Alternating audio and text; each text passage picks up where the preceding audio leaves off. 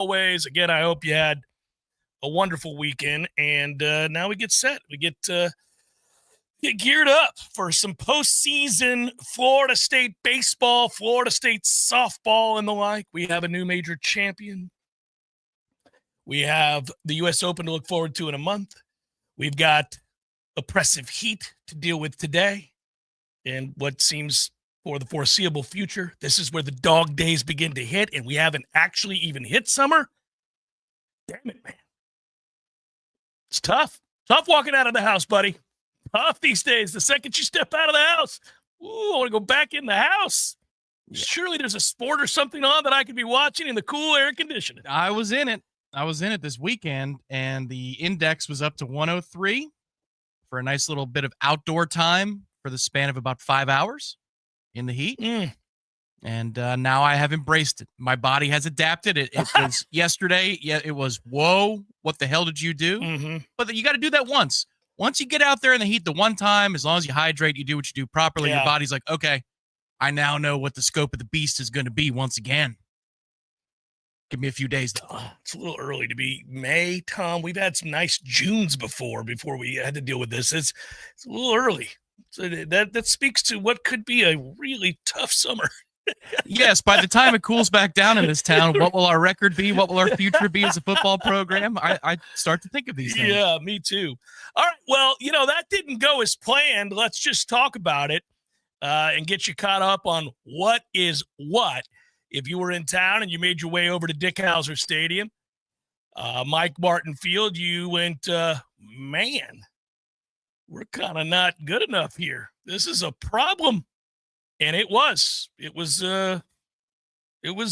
overwhelming. In fact, enough for Tom, who never does this, to send me the big eyes emoji on, was it Thursday night? Or Friday night. Friday night. I would have done that on a one-off. Come on now. Yeah, we were in the midst of being drubbed yet again and looking listless yet again. It was a toughie. That was, It was about the look more than it was what was happening on the field. It was, we're poking them with a stick and they're not moving. No, it was weird. Listen, baseball's a weird game, and I try not to draw concrete conclusions from poor results or even good results in a one-off.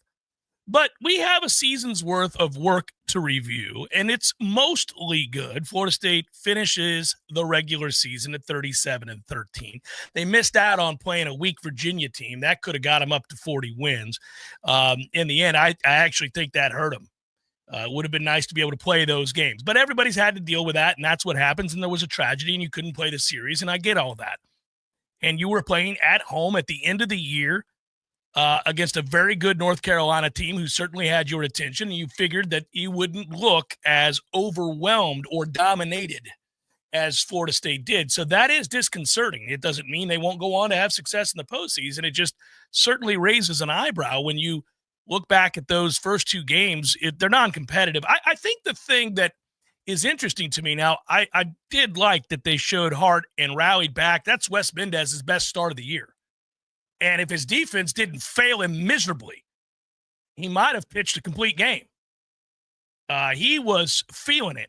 Unfortunately, those behind him were not, at least when it comes to, picking up the baseball and catching the baseball. Very, very frustrating to watch that go south this weekend. The entirety of the weekend, you saw some things that you're like, okay, look, Knapp dominated. Got it. 25-year-old, painting the edges, off the cap. Got it. But the things that you can control really is what bothered me. There were a lot of moments where you go, guys aren't locked in. You're not, the focus isn't there for a series of this magnitude. And there's evidence to that end.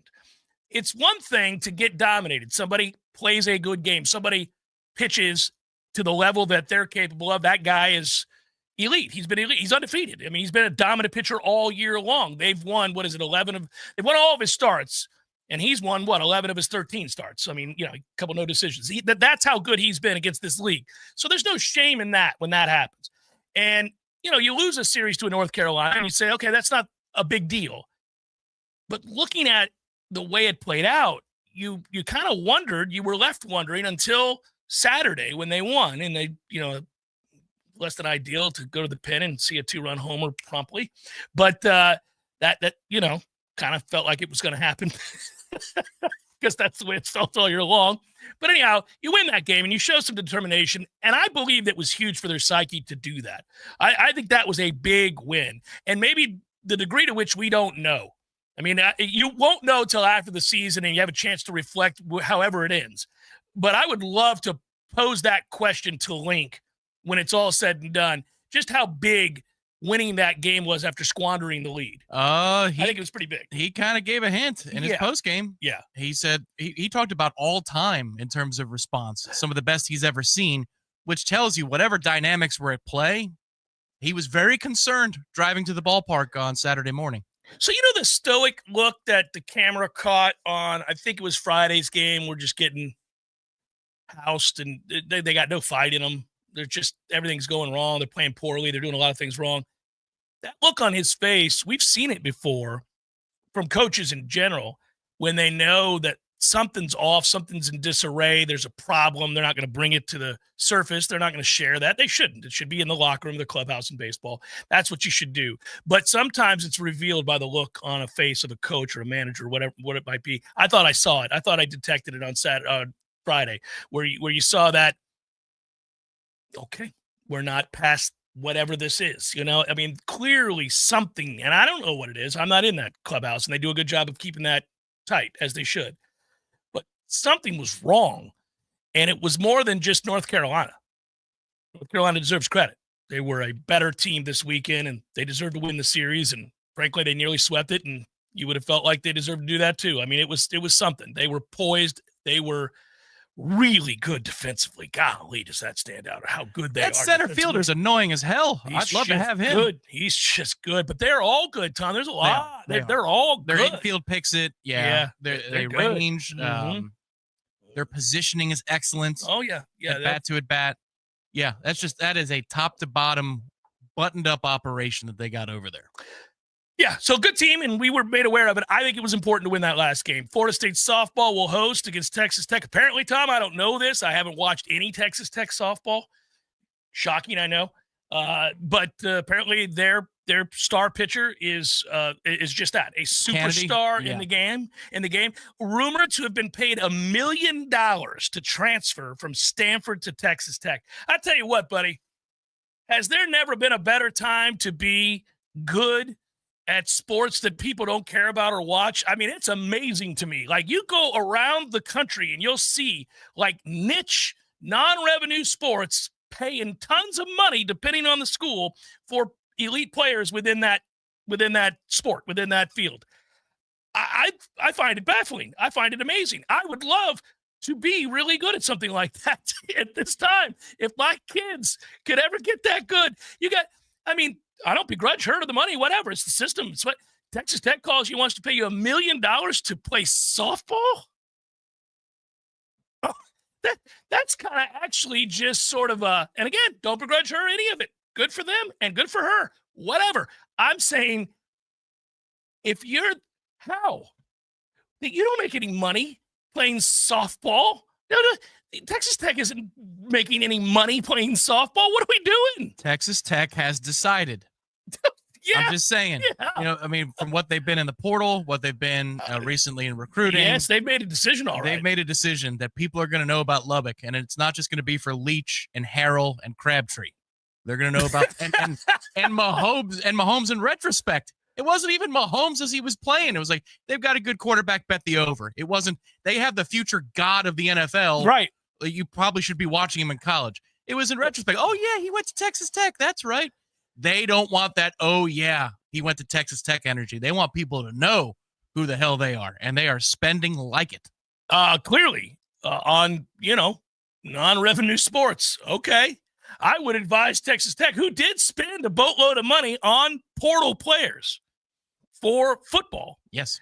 That $1 million would be better spent on more football players than on anybody in softball, period. They disagree. I guess. Good on you. You do. Again, I don't want to keep money out of the hands of young, enterprising athletes at Florida State University. And if at some point they wanted to pay $1 million to a tennis player or something like that, I wouldn't say that that's a crime. I would, however, say this is not a great investment. This is not what you do, guys. This is not how we're going to rise as an athletic department. Maybe somebody felt the way about Gasso the way I do at Oklahoma. I'm tired of this. You know what I'm going to do? I'm going to do it. No, honey, I don't care. Honey, it's my money. And I'm going to do it. It's my trust. It's not your trust. It's mine. I guess so. I'm dropping $1 million, and we're going to go get that young lady from Stanford. And she better freaking be Cy Young of the softball world. She better be Nolan effing Ryan. Florida State bat ought not hit a softball this week if she's on the hill. I better not even see a foul tip for $1 million to an effing softball player. That's ridiculous. And honey, I got her number. I got Gasso's number. I'm just texting her. TTU is coming for you. That is really, we are tired of this, isn't it? That is something to behold. Anyhow, they're going to play and they'll host. And by the way, have you seen now, of course, back to Florida State, which this series loss did hurt. That is still going to be a team that hosts a regional. And if you look at the projected D1 baseball has it, I've looked at several different ones. It looks like, you're going to have Mississippi State rolling here, somebody like that for a regional. West Virginia. They've mocked a few of these out there. But we fell out of the top 8 for national seeding, and that hurts, Tommy. That hurts. Well, yeah. I mean, because you see North Carolina now is in the top 5, squarely in a position to be a number 1 seed, a top 8 national seed. We are 13 in the RPI. Yep. And let's be honest with ourselves. If you're anywhere close to 8 in the RPI, the committee, Alford or not, is going to screw you and throw an SEC team above you as a top 8 national seed. So short of winning the ACC this week, which I think we would need to do if we ran the table, won the ACC, that's a pipe dream to be a top 8 national seed. You just got to hope that on the other side of the bracket, somebody gets upset in their regional, and then you end up hosting. If you're the 11, you play the 6 or whatever, and the 6 lost. We're actually 14th in the RPI. We fell a spot. Is that right? Yeah. We're 14th in the RPI, according to D1 baseball. Huh. I just added it up on NCAA. And so. Oh, yeah, you're right. That was Florida. Excuse me. Yeah. 37-19 Florida has jumped us. They're at 13. Yeah, they're at 13. Whoops. Yeah. So we're behind Oregon, Coastal Carolina. Hell, we're behind Clemson in our own conference. We're behind Alabama, LSU. Yeah, we're not getting that top 8 national seed, Tom. Short of running it. Yeah. You'd have to win the ACC. And even then, not real certain. Maybe though. But they got to go win games. We'll see. It's a single elimination this year. It's not like it's been in the past. Yeah, we play Friday. So what I would suggest is if you're making the trip, and some people do, don't make the long-term plans for the whole weekend. Now, maybe we do. Maybe we win it. Maybe you can. But if you set it in stone and prepay, could be a one-and-done day. I heard a rumor. Did we fly up already? Is that true? Yeah, we've already left. We don't play till Friday. Well, I don't know if we actually take it back. I'm not sure we've left yet. Some influential boosters have left. They are there. They are there.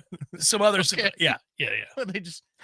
You give enough, you get a week in Charlotte on the. No, I think the team may have left. We can double check it. It's a lot of days out of town. That's fine. Maybe they need it. Maybe that's what Link Get was out of talking town. about. Yeah. Get out of town. It's godforsaken hot here. It's got to be better. Anywhere else, it's got to be better. Is Chip Baker taking them to the mini golf tournament that he used to do? I ran into Chip this weekend. Ran into Chip before the game on Friday. And it was great to see the Colonel. Great to have a good conversation with him about Florida State baseball. He is a fountain of knowledge when it comes to the history of this program, of course. And we had a good catching up, me and Chip. Love Chip. Great guy. And, we talked about the good and the bad. Everything in between with this baseball team. And there's a lot of good. And there's some bad. And it's tough to know what the hell they're going to be at all. I mean, I have, I don't want to sit here and definitively say they're screwed because I don't think they are. They're good enough to win. They're good enough to win the ACC championship. They're good enough to win a regional and get to a super. They're good enough to go to Omaha. Who knows? I mean, it's crazy, but they're also the kind of team, like we said last week, if they go up here and lose game 1, you wouldn't be shocked. Right. It's not a shot at anybody. It's just they're an inconsistent baseball team right now.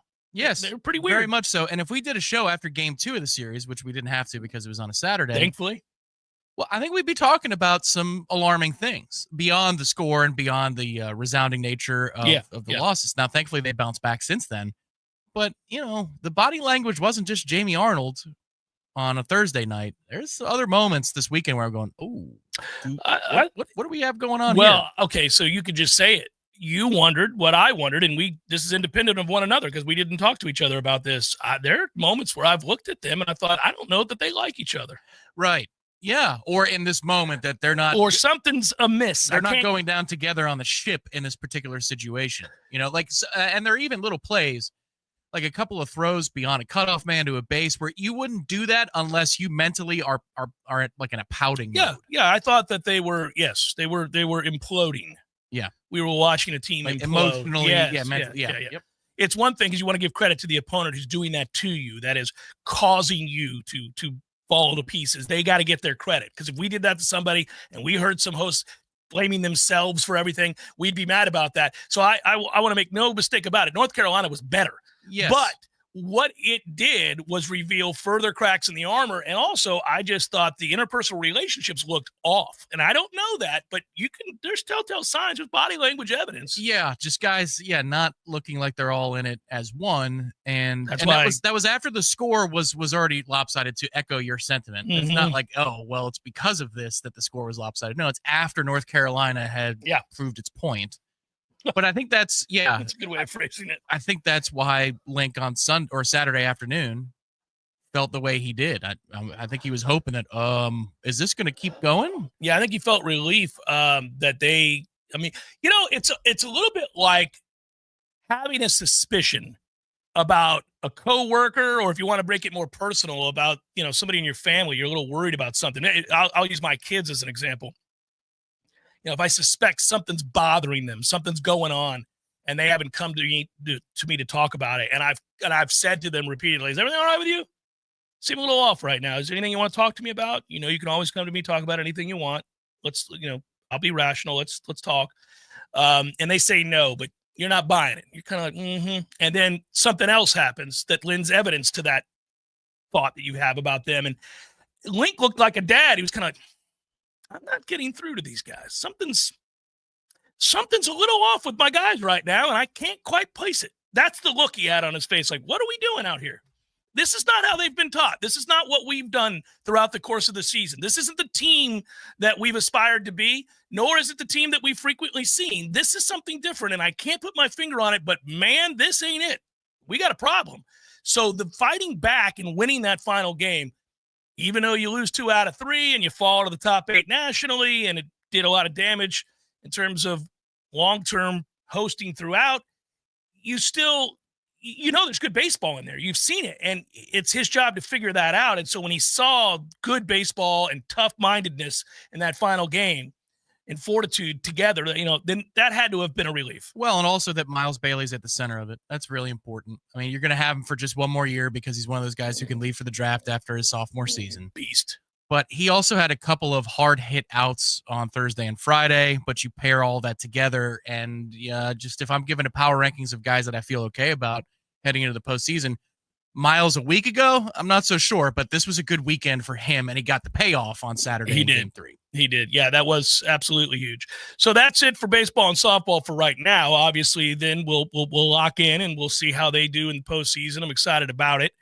I know that for most of us, if you were over there on a Thursday and a Friday, boy, you got geared up, and then you got in your car and went, it's been a minute since we got pasted like that back to back at home in a big ACC series. Yep. I mean, we've lost series, and I've walked out of there before and thought, that's a tough series to lose. This was, woo. Well, the thing that I was thinking of Saturday before the first pitch was even thrown was, I'm just glad that regionals aren't this week. I'm glad that there's a buffer week, so everybody can calm the hell down. I don't know what's going on, graduation, personal stuff, whatever. This team has had a moment like that in February, too, where you're like, man, are they a little big for their britches? They reading their news clippings? Like, what's going on here, guys? Lock it in. I like that there's a buffer week. Maybe that's why they left early. If they went today, you need to spend some time together. Let's bond for one more go at this thing for the next 2 or 3 weeks. I was just glad that there was a buffer week. And then there was the response. And also, there was the response within the game on Sunday. Yes, you're right about defensive issues and whatever, but you pushed through that at the end. You didn't allow for, here we go again to take place. So you did screw Wes out of a win. I did. Damn it, dude.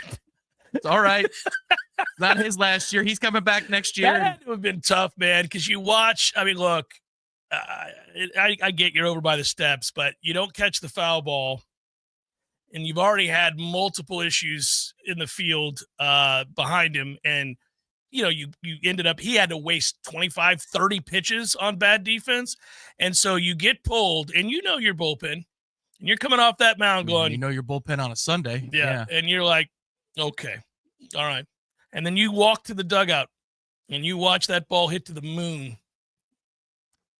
That's where you talk a lot about let's have good body language. Let's support our teammates. That's where maybe you want to be down the steps. Hey, that was yesterday in softball too, because it's, oh no, here we go again. Mm-hmm. You're going to get ousted. Hosting a regional SEC team is going to do this to you. But no.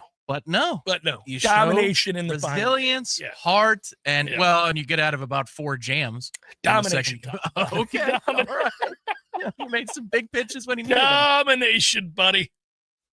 Get you some of that, Auburn. Also, nobody knows what the strike zone is in softball. Not umpires, not anybody. And I would argue, we got to go to break, but I would argue as the sport continues to rise in popularity, they get that fixed. More eyes on sets than ever before for softball. People like me who hated softball for years and years and years have come around to watch the bigger games and the tournaments and the things that matter because it's elevated. It's higher on the list in our sports pantheon than it's ever been. It won't stay there if we have the kind of dumbassery behind the plate that we see in softball.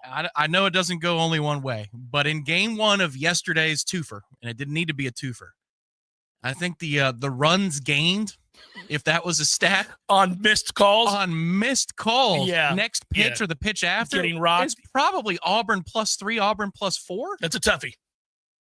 It's a giant ball. It is. Oh, yeah, Tom. Yes. It's yellow. It's bright and yellow. Really bright. I feel like sometimes they don't see it at all. They just make it up. They just make it up. Like you're watching, there are times it's down the heart and they call the ball. You're like, if I walked up and placed this in equidistant of the strike zone here in the middle.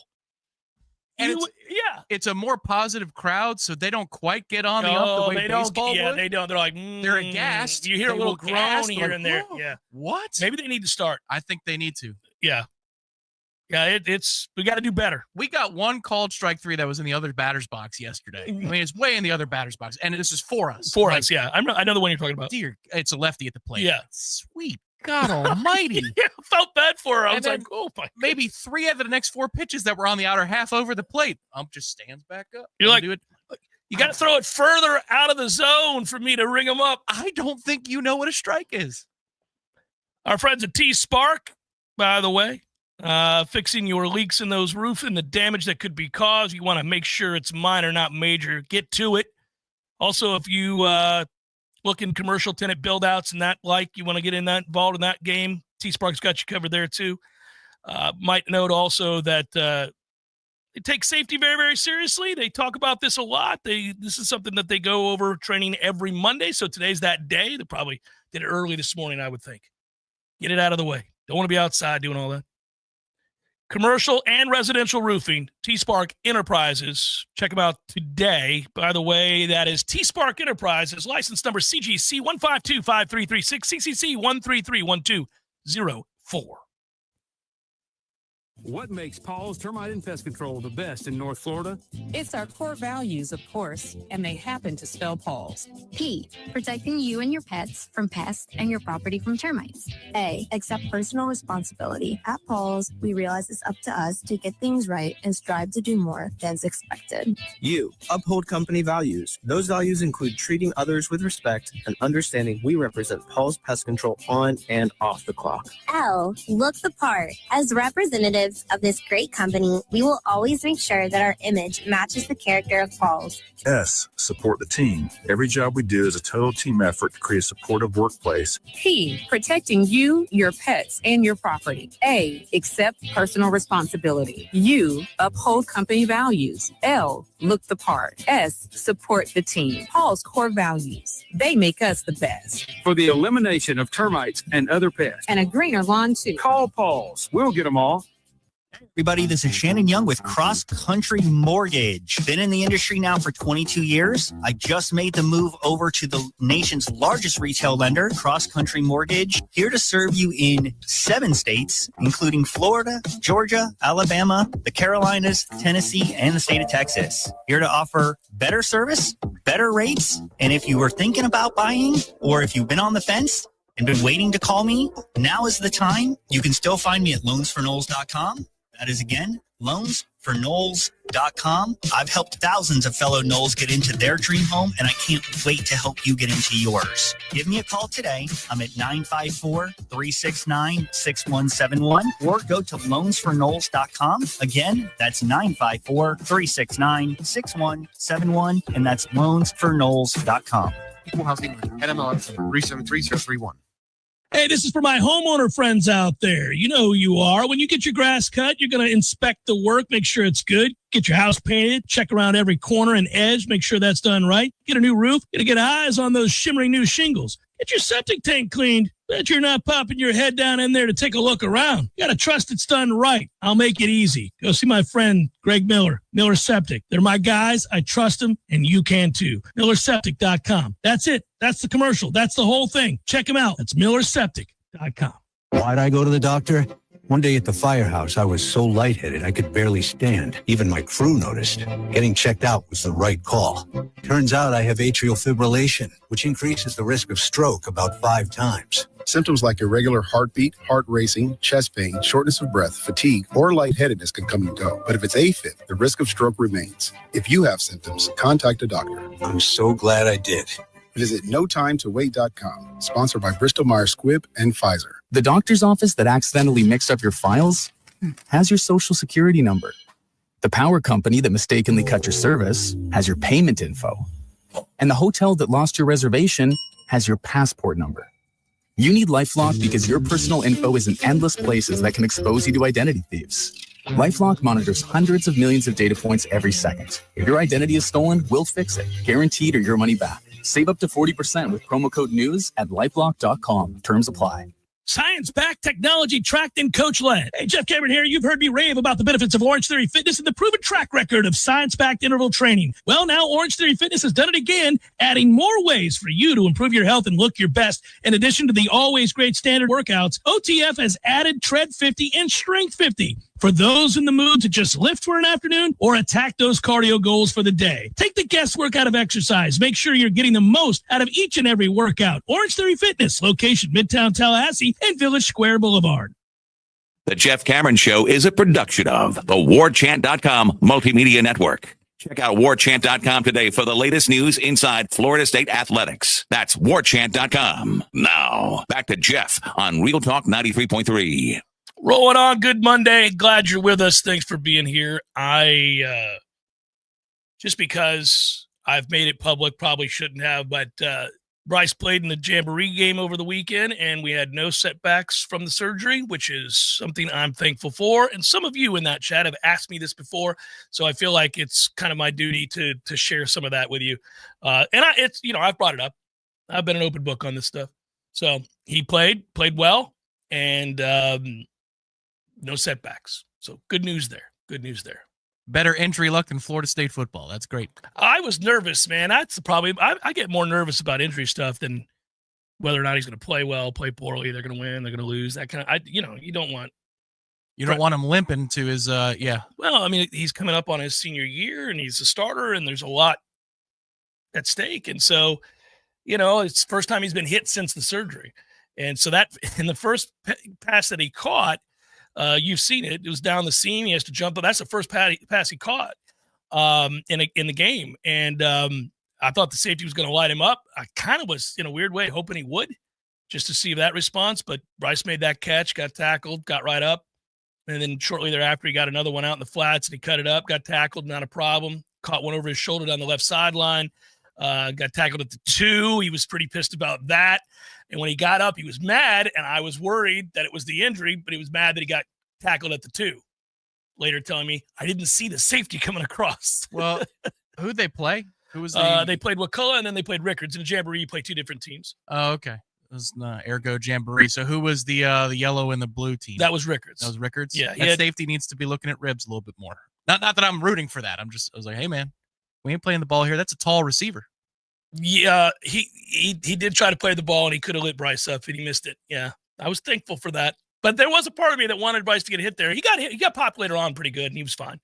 So, and by the way, he's going to get a lot of chances to get hit. He's going to be returning punts and kicks for him. So I was like, because he's not done punts before, he's done kicks, but they have him returning punts now. And I'm like, you're going to get hit. Well, don't bring him out to our practices for tips on how to return punts. You want to know what this dad said to him about that? I said, A, catch the ball. Go catch the ball. First things first, go and get the ball. Attack the ball. Don't let it bounce like you do. You know, son, you go watch Florida State football. You go every Saturday when we're at home. You sit with Opa, and you sit there and you watch that game. And you know what we don't do? We don't catch the punts. And it drives me nuts. And when I'm sitting with you, you hear me go, son of a bitch, catch the ball. That will be me in the stands to you. Go catch the ball. Yeah, he would hear that. He would. That's not an area where fans are loud. So he would hear the echoes of you in the stands. Even maybe that game is the one you work the PA. And people hear on the PA, son of a. Catch the ball. Catch the ball. On the PA, yeah. Instead of the 48-yard line, Leon will take over at the 32. So, yeah, I might. Yeah, that's probably why I shouldn't do it. But anyhow, yes, the catch the ball. And I told him, you're also allowed to fair catch. So let's get our eyes back on the ball and gauge these things well. Still got Greg Reed's number? I think I still have Greg Reed's number. There's a guy to get some instruction. Should I call him? You want to come instruct Bryce on a Holy. return punch? Wasn't he fearless? Yeah, didn't realize how spoiled we were. It's the hardest thing in the world, I think, for it's easy for me or a coach or anybody to tell a player, by the way, they're not allowed to hit you before you catch the ball. So you should always catch the ball. They're not allowed to hit you. The problem is they sometimes do, and these guys have eyes. And if you're watching a game in which somebody just blows through the stop sign, if you will, and doesn't bother to stop or wait on the ball to be caught, it's usually pretty brutal. It's pretty loud. It's a decleating moment, and it's something that would be etched indelibly into your mind. And so, therefore, the 700 times you've seen somebody catch it with no problem isn't what sticks out. It's the 2 or 3 where guys got blown the hell up because somebody didn't bother to respect a, fair catch signal. Spartan Knoll, can I tell you, I wish it was 1/2 or 1/4. When I played way back in the Stone Ages, for example, at Lakewood, I think my senior year, we played Dunedin and Clearwater in the Jamboree.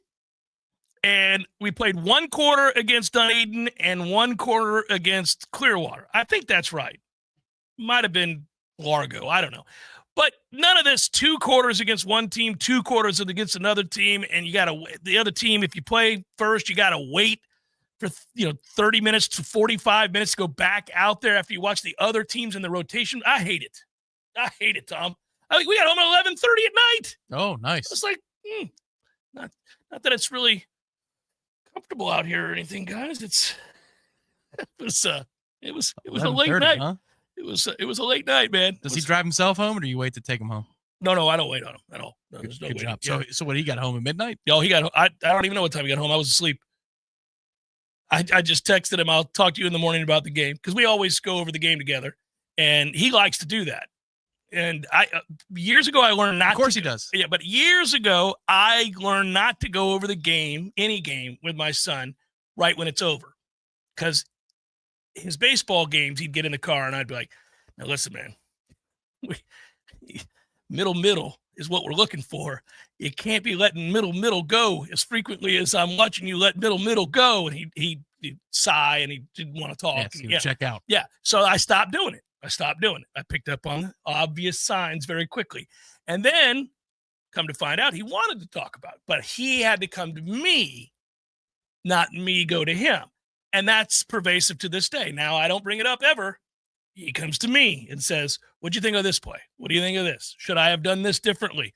He'll ask me, which is the way, guys, if your kids are getting into sports, it really should be. It should be the way. That's what you want to do. That's how you can have the interaction. Otherwise, you're going to zone out. They're not going to talk to you. That's how that goes. So I texted him and said, I'm going to bed. It's ridiculously late for this old man. I'll talk to you tomorrow morning over coffee, and we'll discuss the game that was. And he was like, sounds good, Pops. So he could have been out till 4. I have no idea. Somebody brought up Mike Danzy a moment ago. I do want to address this. Isn't it interesting when you watch him run? So he is obviously exceptionally fast. You want to use him as the above and beyond? Who went above and beyond? Tony G does, that's for sure. Well, he's not wrong. But I go back and I watch him, setting records. And it's the weirdest thing to watch him run. He's got, because of that long gait, he does the thing that, and these are old references for you younger listeners, but like Eric Dickerson, Hall of Fame running back, never looked fast, but he obviously was very, very fast. And he'd break into the open field, and you'd be like, well, somebody's going to catch him. And nobody would catch him. And you'd watch these 50, 60, 70-yard runs, and you'd go, somebody's going to catch him. I mean, catch him. And they wouldn't. And after a while in Eric Dickerson's career, with the Rams especially, I was just like, well, okay, he's a lot faster than he looks. And I think that's applicable to Micah Danzy, who's running unbelievable speeds. And yet when you watch it, especially on video, now, if you're in person, it's a little bit different because we've seen him run in practice, and I've seen him catch a long pass in practice, a bomb where he just glides past people. But because he's a long strider, it never looks like he's running fast at all. It blows me away. Yeah, I'm watching it right now. He doesn't look fast at all. And he's obviously incredibly fast. But when you look at it, you don't see it. It looks labored. It looks like those commanding strides. Like the guy I would liken it to is Beltran. Beltran used to run a little bit like that, where you don't think he's moving. Like they have an isolation cam of him going first to third. Mm-hmm. And you're like, well, he's not moving. And then you realize when they time it, like, oh my God, he's absolutely flying. You're right. It does look a little bit labored. In a football uniform, it's totally different because in the all-22 stuff, I've brought this up before. Yeah, you see how it's uncomfortable. Yeah, like, he's so fast. Yeah, your brain doesn't like what it sees in a sense. You're like, whoa, yeah, that shouldn't be. Yeah. That shouldn't be. You shouldn't be able to get from there to there. Is this CGI kind of a thing? Mm-hmm. But on the track next to other sprinters, it does look a little bit unconventional. Well, I'm sorry. You know what coaches do when they're watching film of somebody they haven't seen play in person, or they don't, they're scouting somebody? When you watch film, you use the hash marks.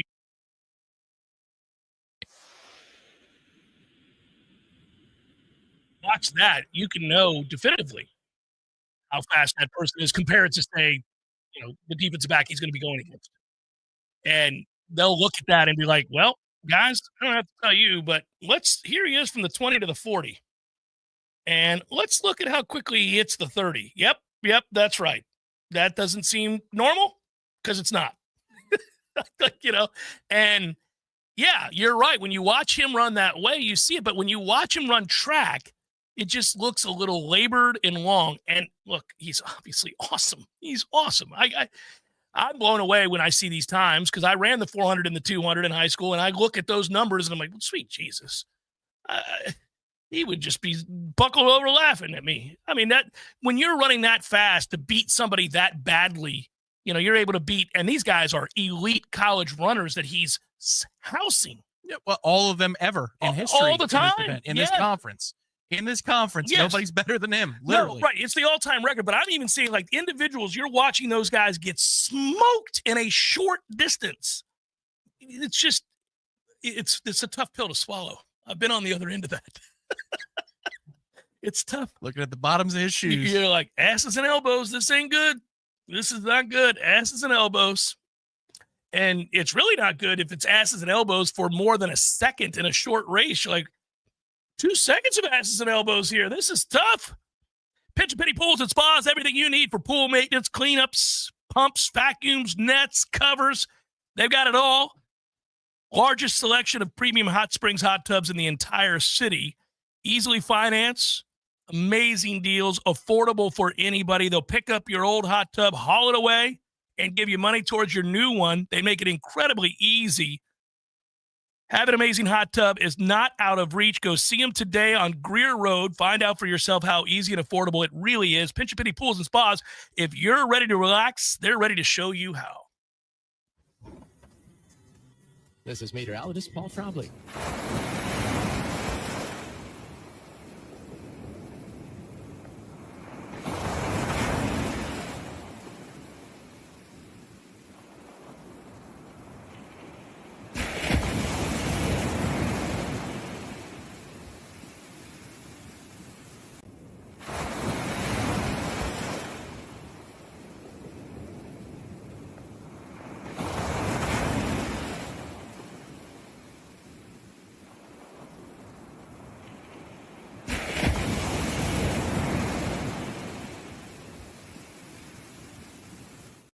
Governments, ISF knows the importance of defining a clear and detailed strategy. Our friends at ISF can help your organization create a strategy that sets you on a path to success. ISF, your vision plus our expertise brings your brilliant ideas to life. Visit ISF.com to learn more. ISF, solving the future. Tallahassee's 30-year-old funny paper and American Legion Post 13 have joined forces to become Major Morale.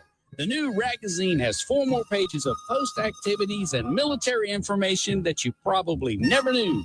But don't worry, it's still as politically correct and newsworthy as always. Okay, it's the same funny stuff, but it's still only available at the sponsors' locations like ABC Flooring, Tallahassee Automobile Museum, Krispy Kreme, or Keith Lawson Services, providing professional services and maintenance for your home's most critical systems for over 39 years. If you need air conditioning, heating, or plumbing repairs, you will receive an upfront written quote, and the job will be done on time by the area's most advanced, highly trained professionals. Keith Lawson Services, Florida license CMC 125456 and CFC 1429-197.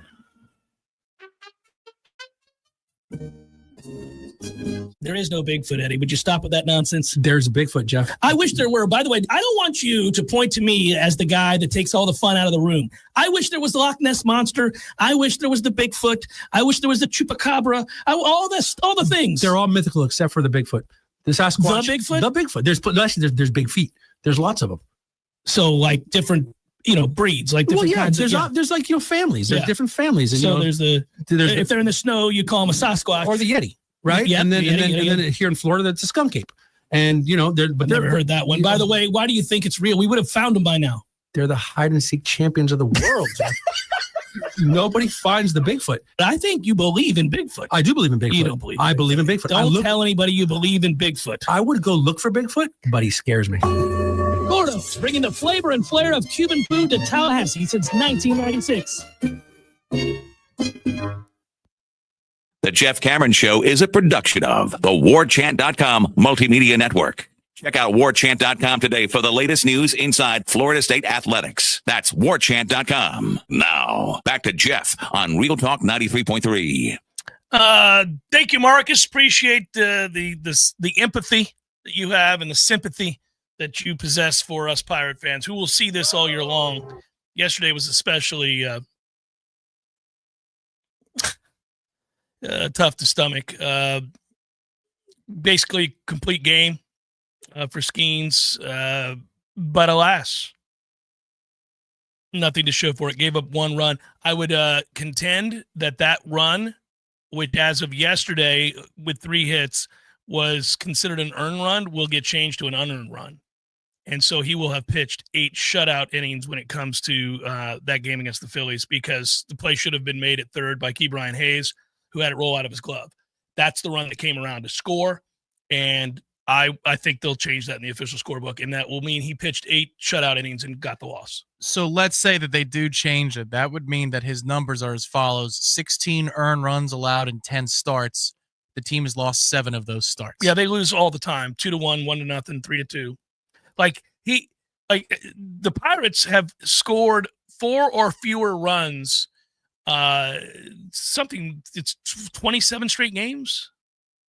It's remarkable. It's tough. It's a tough watch.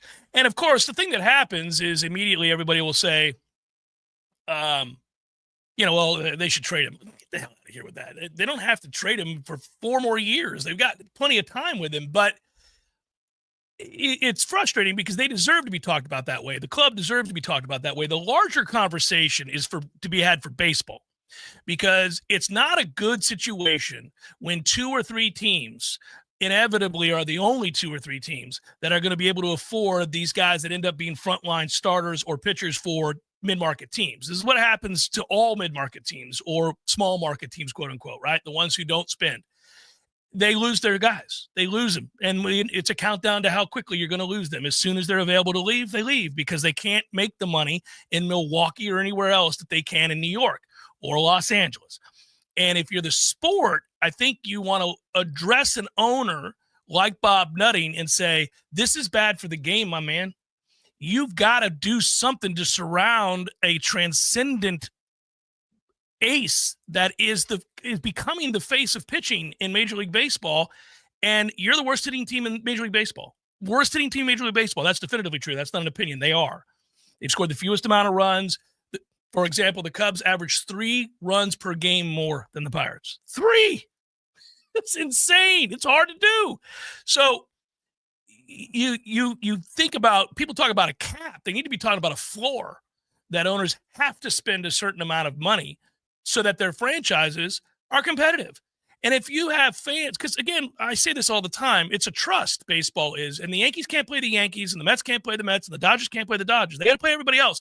And you want some semblance of hope for all the other markets, the ones who can't spend as much as those, that if they do their due diligence and draft correctly, and they pick the right guy, and that guy becomes a superstar, that they have a chance to hold on to him.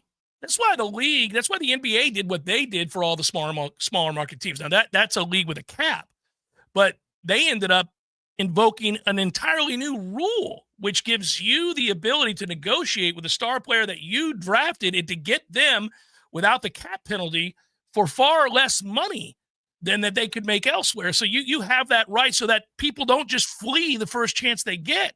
Yeah, the hard part in this situation is even in the NBA, their national television deals that they have split up amongst multiple networks are so lucrative that it is a windfall for each franchise. With baseball, the deal that ESPN and MLB severed, I don't know that MLB is going to be able to replace that dollar for dollar unless streaming is very interested in the package that ESPN is not going to have moving forward after this year. Yeah, the pie chart is so different for baseball when you look at TV revenues. Is it local or national based? Like for football, for the NFL, it's all national based. It's all national based. For the NBA, the national contracts comprise an awful lot of money. But for baseball, that local TV contract is huge. And that's the difference. I mean, truly, that is the difference between the large market teams and the small market teams by and large. Of course, the gate matters more and all that kind of stuff, but those TV deals that are generated from the ratings of the market that they're in, it just changes the game. It changes what they're capable of doing. Yeah, and what you can charge at those places for advertising in the stadium is worlds more than you can charge in, St. Pete or Pittsburgh or Kansas City or, most of the other markets. It's a force multiplier. It's crazy, yeah. So, I mean, it's not good for the game. Look, there are bad teams, and the Pirates won 78 games last year. There are teams way worse than them. Now this year there may not be that many worse teams than them because the offense is awful. But yeah, Nutting isn't going to spend, And so now this conversation centered around Skeens, where you have this guy that should uplift your franchise and that you build around, is instead a talking point for the national baseball heads who every time they sit down to do a show or television, morning, whatever it might be, they say, oh, well, it's a shame that baseball's best pitcher is stuck somewhere with A, nobody's going to get to see him, and B, he can't win. Literally gave up 1 run yesterday and lost. And this is not uncommon for him. I mean, this happens a lot. I mean, he's had games this year where he struck out 9, walked 2, gave up 2 runs, one of them earned, loses the game 3-2. Loses the game 2-1. No, I lived it. I'm sure if I Google search Mets waste DeGrom right now, there'd be 25 articles about it that are dated in the last, 10 years. And Angels fans really understand what the situation is. And yet they're in a large market, which is even more embarrassing. It does also show you how you put together a team is of vital importance, because Shohei Ohtani emerged, by the way, as the best player in baseball and took the crown from Trout, his teammate at the time. They had both healthy at the same time for long stretches and couldn't win to save their life. They're winning more now without either one of them, because Trout's hurt again, than they did then. It's crazy. So, how you build your team matters a lot too. Hour number 2 forthcoming. Stay with Jeff Cameron Show, 93.3 Real Talk Radio, Warchant TV.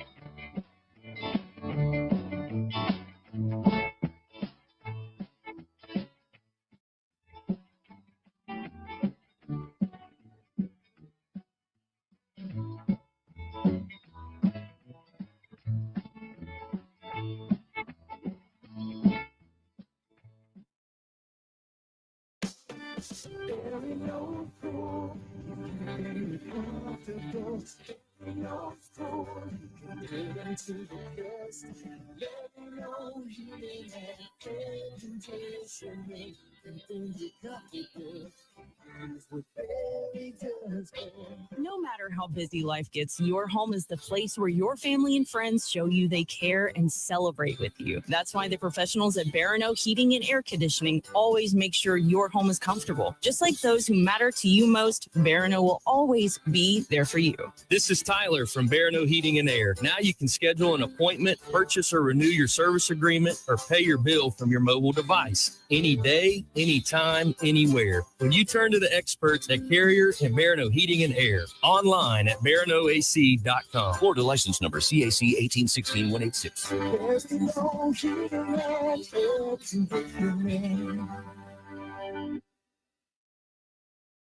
Hey, let me tell you about my friends at Tried and True Consulting, a Seminole-owned business that specializes in payments and business solutions. Tried and True's core expertise includes card, ACH, point of sale, mobile, e-commerce, and hosted payment solutions. Tried and True will help you reduce costs and increase your bottom line. That always sounds nice. Whether you're a retailer, restaurant, licensed professional, or service industry, Tried and True is saving you money. Tried and True's expertise extends to payroll, video menu ad boards, IT services, web design, and social media. It's time to make one call and tell the competition to take it on down the road. Call Don or Joe today at 844-464-6653. That's 844-464-6653. When you do business with Tried and True, they contribute 10% of the net revenue to the battle's end. So go Tried and True today. Call 844-464-6653. Games for Less, Tallahassee's largest selection of new and used games, as well as new and used consoles like Nintendo, Super Nintendo, Atari 2600, PS4, and PS5. You name it. Locally owned and operated since 1994, trade-ins are not only welcome, but Games for Less pays more for your trade-ins than the big chain stores. That's not all. Games for Less now buys and sells new and used vinyl records to boot. George loves the Beatles, by the way. Reserve all the new releases today at Games for Less, conveniently located in the Walmart Supercenter Plaza on Appalachia Parkway. There's fun to be had every night at the Corner Pocket. Take home prizes on Trivia Tuesdays and Beer Bingo Thursdays. And kickstart your weekend with Martini Fridays. Plus happy hour runs every weekday and game day specials every time the Noles take the field. Watch all the best games at the Corner Pocket's Vegas wall, featuring 560 inches of flat screen TV heaven. Oh, really? The best food, the best drinks, and the best place to watch all the games. Tallahassee loves the Corner Pocket. Coming up next, more of the Jeff Cameron Show. Live and local on Real Talk 93.3. WVFT, Greta, Tallahassee. Your Sports Flash update on Real Talk 93.3 in Tallahassee. The Florida Panthers have once again advanced to the Eastern Conference Finals. They beat the Maple Leafs yesterday in Toronto in a very one-sided game, winning by a 6-1 score. That was a Game 7. And now they'll open up the Eastern Conference Final tomorrow when they go on the road to take on the Carolina Hurricanes. Moving to Major League Baseball, the Rays and Marlins matched up this weekend for Major League Baseball's rivalry weekend, and the Marlins end up winning it 2 of 3. Marlins got a 5-1 victory yesterday. Up next for the two teams, the Rays, they are going to begin a series against Houston tonight. Brian Pepe on the mound, he's 2-5. The Marlins begin a series against the Cubs. Edward Cabrera is set to make the start. This Sports Flash is presented by Progressive. Bundle auto and home, renters, or condo insurance and save with Progressive. I'm Matt Pauley on Real Talk 93.3. Kick off summer with Memorial Day savings at Lowe's. Right now, get 5 Scott's Naturescapes 1.5 cubic foot mulch bags for just $10. Plus, get up to 40% off select major appliances and save an extra $50 on every $500 you spend on select major appliances $396 or more. Lowe's, we help, you save. Valid through 5/28. Mulch offer excludes Alaska and Hawaii. Selection varies by location. While supplies last. See Lowe's.com for more details. Why'd I go to the doctor? My heart would race just taking my son to practice. It didn't feel right. So I got checked out. Turns out I have atrial fibrillation, which increases the risk of stroke about 5 times. Symptoms like irregular heartbeat, heart racing, chest pain, shortness of breath, fatigue, or lightheadedness can come and go. But if it's AFib, the risk of stroke remains. If you have symptoms, contact a doctor. I'm so glad I did. Visit notimetowait.com. Sponsored by Bristol Myers Squibb and Pfizer. There's nothing like relaxing in a hot tub after a long day. But if you don't have one, you're truly missing out. Hot tubs and spas have tremendous health benefits, besides just helping you relax. Like improving your sleep, they help with pain relief. They help to better your cardiovascular health, and so much more. And this season is the perfect season to finally buy what you've been wishing for. Pinch a Penny Pool, Patio, and Spas has the hot tubs you need for the price you want. Come shop our huge 12,000 square foot showroom and save today. There's over 50 hot tubs in stock right now, so you won't have to wait weeks on end for that delivery to finally come to town. If you're ready to relax, we're here to show you how. Pinch a Penny Pool, Patios, and Spas. Come visit our huge showroom at 2473 Greer Road with over 50 hot tubs to choose from. You'll be glad you did. Do you own a small business? Let me guess. You started your business so you could get bogged down with payroll and bookkeeping, office tasks, and other paperwork, right? Probably not. I'm Craig Collins with Collins Income Tax Solutions. Allow me to help you get out from behind your desk and get back to doing what you love. For any of your payroll, bookkeeping, or other business services, give me a call today and allow me to take it off your plate. You can find my contact information online at collinsincometaxsolutionsllc.com. Science-backed, technology-tracked, and coach-led. Hey, Jeff Cameron here. You've heard me rave about the benefits of Orange Theory Fitness and the proven track record of science-backed interval training. Well, now Orange Theory Fitness has done it again, adding more ways for you to improve your health and look your best. In addition to the always great standard workouts, OTF has added Tread 50 and Strength 50 for those in the mood to just lift for an afternoon or attack those cardio goals for the day. Take the guesswork out of exercise. Make sure you're getting the most out of each and every workout. Orange Theory Fitness, location Midtown Tallahassee and Village Square Boulevard.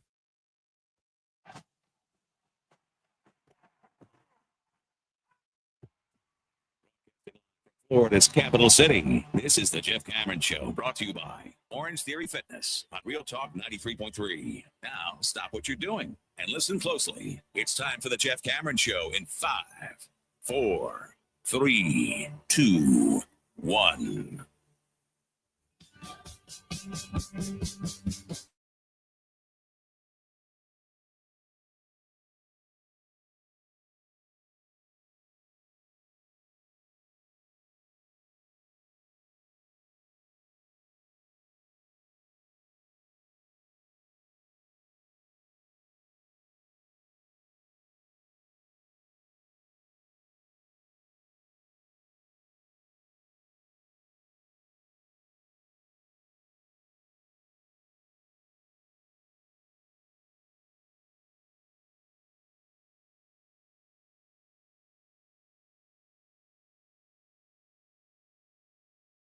Having about time listening on 93.3 FM. Do want to let you all know of something. Somebody asked in the chat last hour.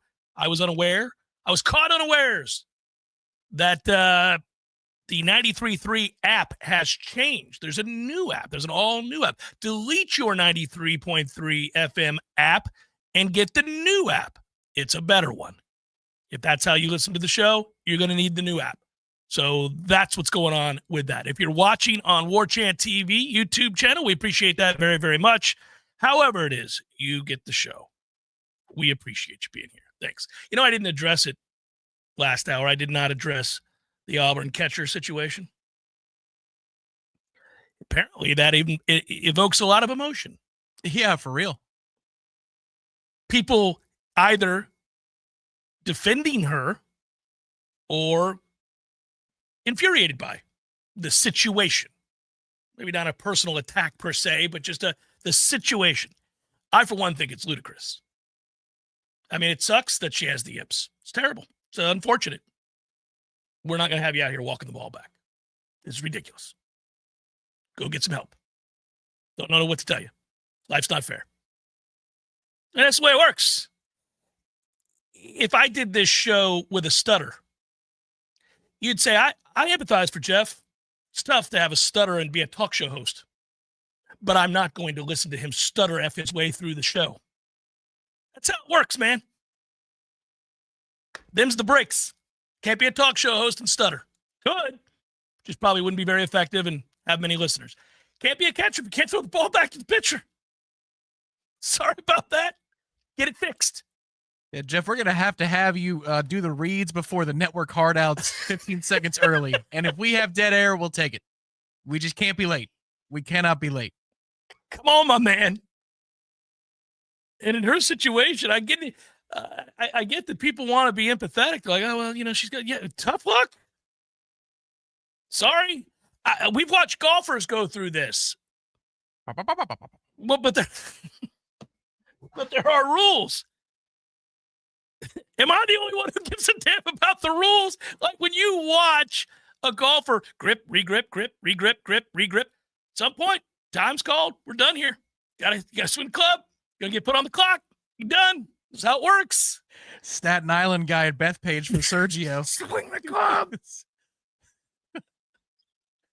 Bethpage Black. That's the best ever. Swing the club, Sergio. Well, and he's not wrong. At some point. Yeah. I mean, damn it, man. We've watched this. Didn't Brian Harmon have this issue? You don't even want to talk about it, but he does, right? He's got the grip, regrip, grip, it's the waggle. Oh, it's over and over and over. It down. Are you? It's a waggle. You know you could cut it down. Yeah, they did it in the Open Championship, which is when people figured it out because he was ahead. But I saw him earlier in the year, last year at the PGA Championship. He threw a hissy fit about not getting a free drop in the woods. You hit it in the woods. Yeah. All right, pal. And so I watched him a couple of holes later, and it's like 16 waggles, 20 waggles. Yeah, no, man. And I'm not exaggerating. No. It's over 15 waggles. Get it together. Sir. I'm not saying you're a bad person, just like I'm not saying that Auburn's catcher is a bad person.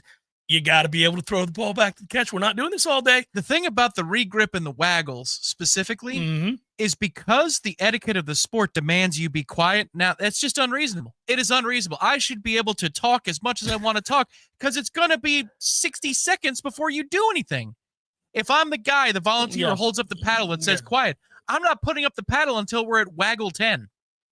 You guys talk freely amongst yourselves. He ain't hitting the ball anytime soon. There was a clip. Somebody posted it later on of the young lady that I'm talking about, at catcher for Auburn, where I guess she was trying to throw the ball back to the pitcher. This is prior to just deciding to walk it out to the pitcher, was her solution, clearly. But she was going like this over and over and over again, and you could see the umpire just staring at, like, what? Buckled over with laughter. I mean, it's a normal thing. Like, what are we doing here? It's the Rube Baker. She just needed to find a magazine that she could read to throw.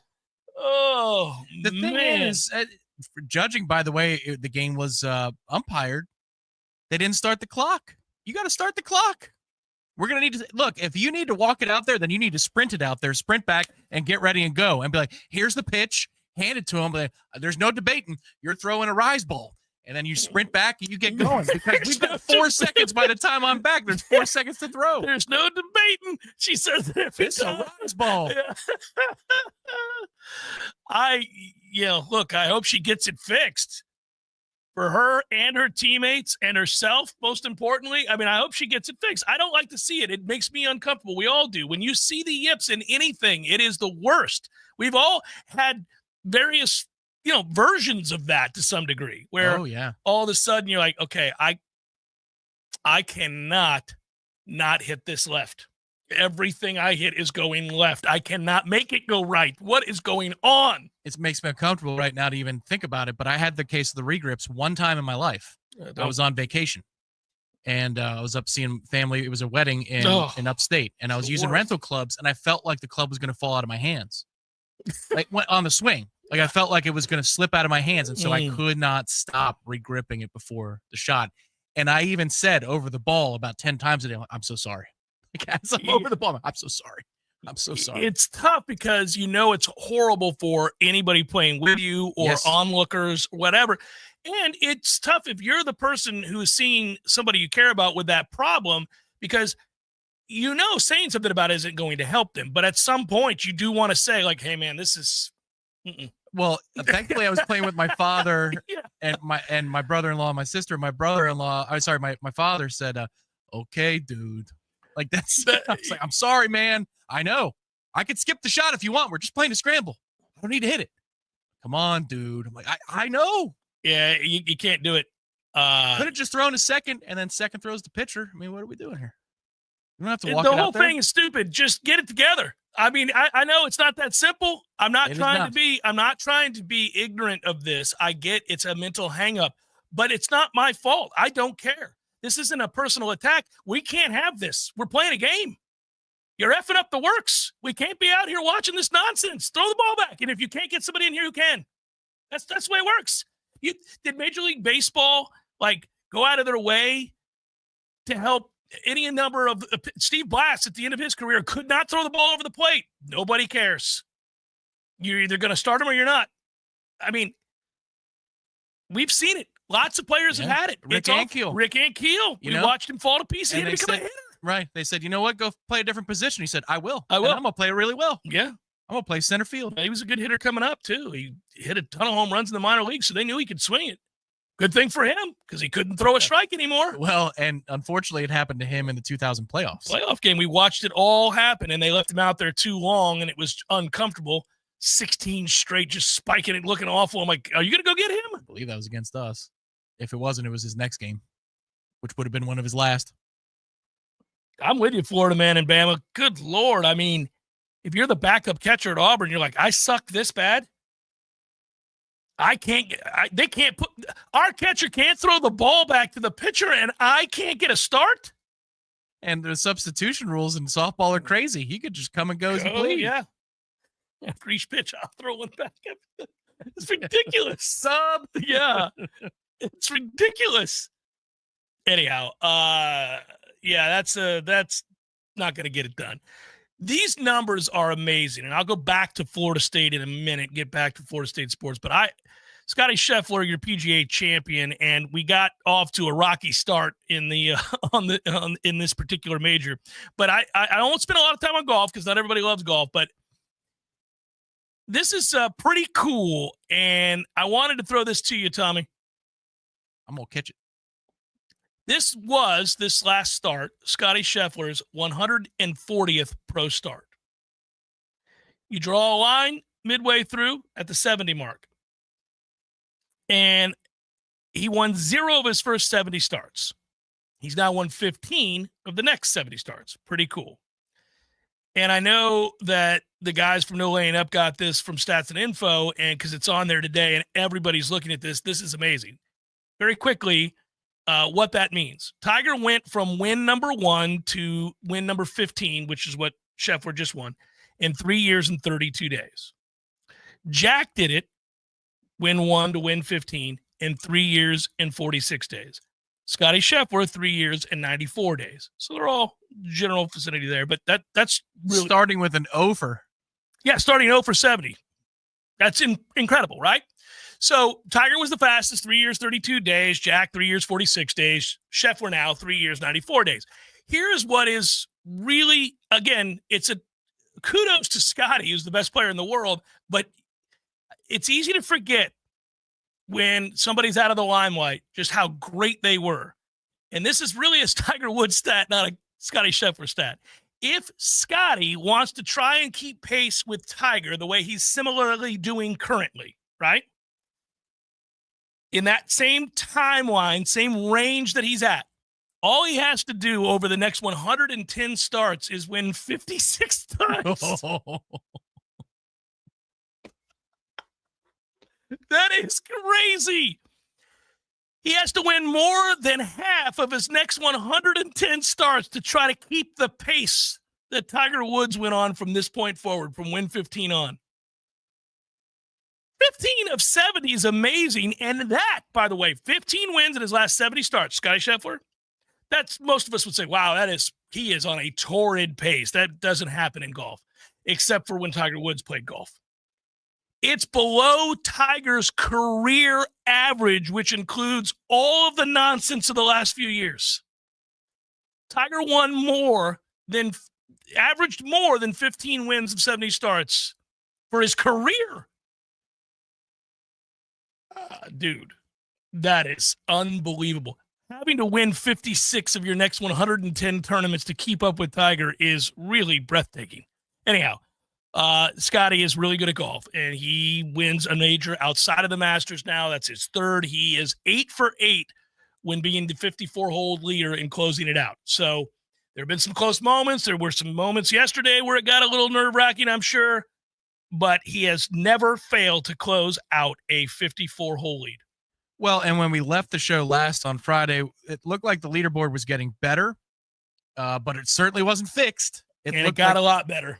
Well, yeah, and in essence, though, what you got was probably 3 to 4 hours across Saturday and Sunday of compelling golf, because the leaderboard at the end of Saturday was bat bleep crazy. Like, that was unbelievable to watch the ups and the downs as Scotty asserts himself on the back nine on Saturday. That's when he takes the big lead. But Bryson was right in it. Rahm was rising to prominence there. You had a couple other names. I think Fitzpatrick was there for like a minute. Fitzpatrick was, so was Siwoo, yeah. Right. And it was all fun and games. And then it was kind of over at the end of Saturday. You're like, oh my God, he's got a 3-4 shot lead, 3 over Noren. But let's be honest, it's more like a 4-shot lead or a 5-shot lead. And then yesterday around the turn for about 45 minutes, it was very, very interesting and captivating. It was incredible. Then we had a tie for the lead. And then Rahm caught a couple of bad bounces, then totally imploded. Like, that was nuclear, the implosion after a couple of bad bounces. And Scotty rights the ship after it looked like it was going to be pretty ugly. But the one thing I will say about watching that yesterday and having lived through the Tiger era, and that was my, formative years, that Sunday looked like so many of Tiger's Sundays when he was ahead. Yeah. It was come and get me, and guys do touch the sun for a second and then fall to pieces. That script probably happened 10 times for Tiger on a Sunday, just exactly the same. Well, because there's a bunch of reasons for that. First of all, when you are the leader, and you know this, you can aim for the middle of the green. And now you got to birdie a bunch of holes to come catch me, and you got to do it with Sunday pin locations at a major. That's not going to be easy. I'm going to try to par my way on in until you give me a reason not to. Sometimes people did give Tiger a reason not to. Sometimes people have given Scheffler a reason not to, and then he has to change the mindset. But those two individuals in particular are capable. So you caught me. Okay, well, now we're get back to play the way we were playing on Saturday. They can, and to a degree, I think Scotty would have. But watching Rahm, for example, I think he's the best case. There are a couple of other guys who fell to pieces. But if Rahm gets in the clubhouse at 9, that's still, with Scotty having to go through 16, 17, and 18, could be interesting. He could have a 2 or 3 shot advantage. It's still not over. But I'm going to get close, and then I'm just going to lose my mind and take these ridiculous risks for no good reason. Well, the birdie that got Scheffler to 10 oddly caused Rahm to panic and That's go what I'm for saying. it. Guys are panicking in that moment. This is a hard course. Basically all of the scoring the field did was on Thursday. If you're just looking at relative to under par where it's at, it barely moved outside of Scotty. In fact, it fell back after the first day. So the 54 holes after round one, the field came back to earth and Scotty went nuclear. But guys falling all over themselves when they get just close to touching the garment, like what they did with Tiger Sunday Red. It's nuts. And it's crazy. And that's Rahm. That's not JT Poston. I'll forgive Alex Noren for shooting a big number, or JT Poston. But Rahm, that I find that interesting because Ernie Els used to do that. David Duval, Mickelson, all of the other greats relative to Tiger used to fall apart like that. It's a testament to Scotty, isn't it? They know how good he is and Correct. how fine they have to be. If you amplify it and go to 82 starts and not 70, this is the last 4 seasons for Scotty Scheffler. 82 starts, 45 top fives, 18 wins, 3 majors, 2 players, 1 gold medal, and just 4 miscuts. That is doing some things. $75 million in official PGA Tour money in winnings, and then 141 weeks at number 1. He is there's some other things that really stand out here, and we'll go to break, but I'll give you this. He's 3 years in a row, he's led the PGA Tour in strokes gained approach. More than a stroke per round is what he gains on the field there. Only Tiger Woods ever did that. For the 3rd year in a row, he leads strokes gained total, picking up 2.3 strokes per round on the field. Only Tiger Woods ever did that. Now, listen, not everybody lived in the strokes gained era, so this precludes Jack and those guys that came before this era. He's the most proficient driver of the golf ball in the world. It's not close statistically if you over the last 3 seasons. He's eliminated the right side of the golf course most days, has been the best wedge player in the world for 3 consecutive years. It's tough to beat a guy whose only weakness is occasionally struggles with the flat stick. Well, and honestly, by his standards, the first 36 holes, he might have been a C+ at best. In terms of relative to his skill set, it was slightly above average Thursday, Friday. Saturday back 9 is A+, otherworldly. You don't see that set of 3 holes to finish get dominated like that. But he's in it after being barely above average by his standards for 2 days. Well, Tiger used to beat people with his B game all the time. It's starting, at least for this moment. He's got 10 years to go. He's got a long, For now. a lot of winning as we just laid bare to do. But we'll see. Yeah, it's cool. He's got the right mindset. You see it. And it was cool finally for golf to see a guy let it go. The hat throw, the afterwards, all of that. Okay, you're a human. Good. It's good to see. But he also cares a whole lot about winning. A lot about winning. I don't know that he has a vice other than winning and gambling. So he's probably going to stick around. I doubt you're going to be hearing any wild stories about things on different continents out of nowhere. About Scotty. Coke and a hooker in a hotel room, nothing going on like that with Scotty. I agree with you. He's not my kind of guy. Jeff Cameron Show 93.3 Real Talk Radio, Warchant TV. All right, let's talk. If your grill wobbles when you flip a burger or it needs a good kick just to light it, it's time for a serious upgrade. That's where Hearth and Patio in Tallahassee comes in. They've got gas grills, charcoal grills, smokers, even the fancy ones that make you look like you actually know what you're doing. Whether you're a weekend warrior or a full-blown backyard pitmaster, Hearth and Patio's team will help you find the perfect setup.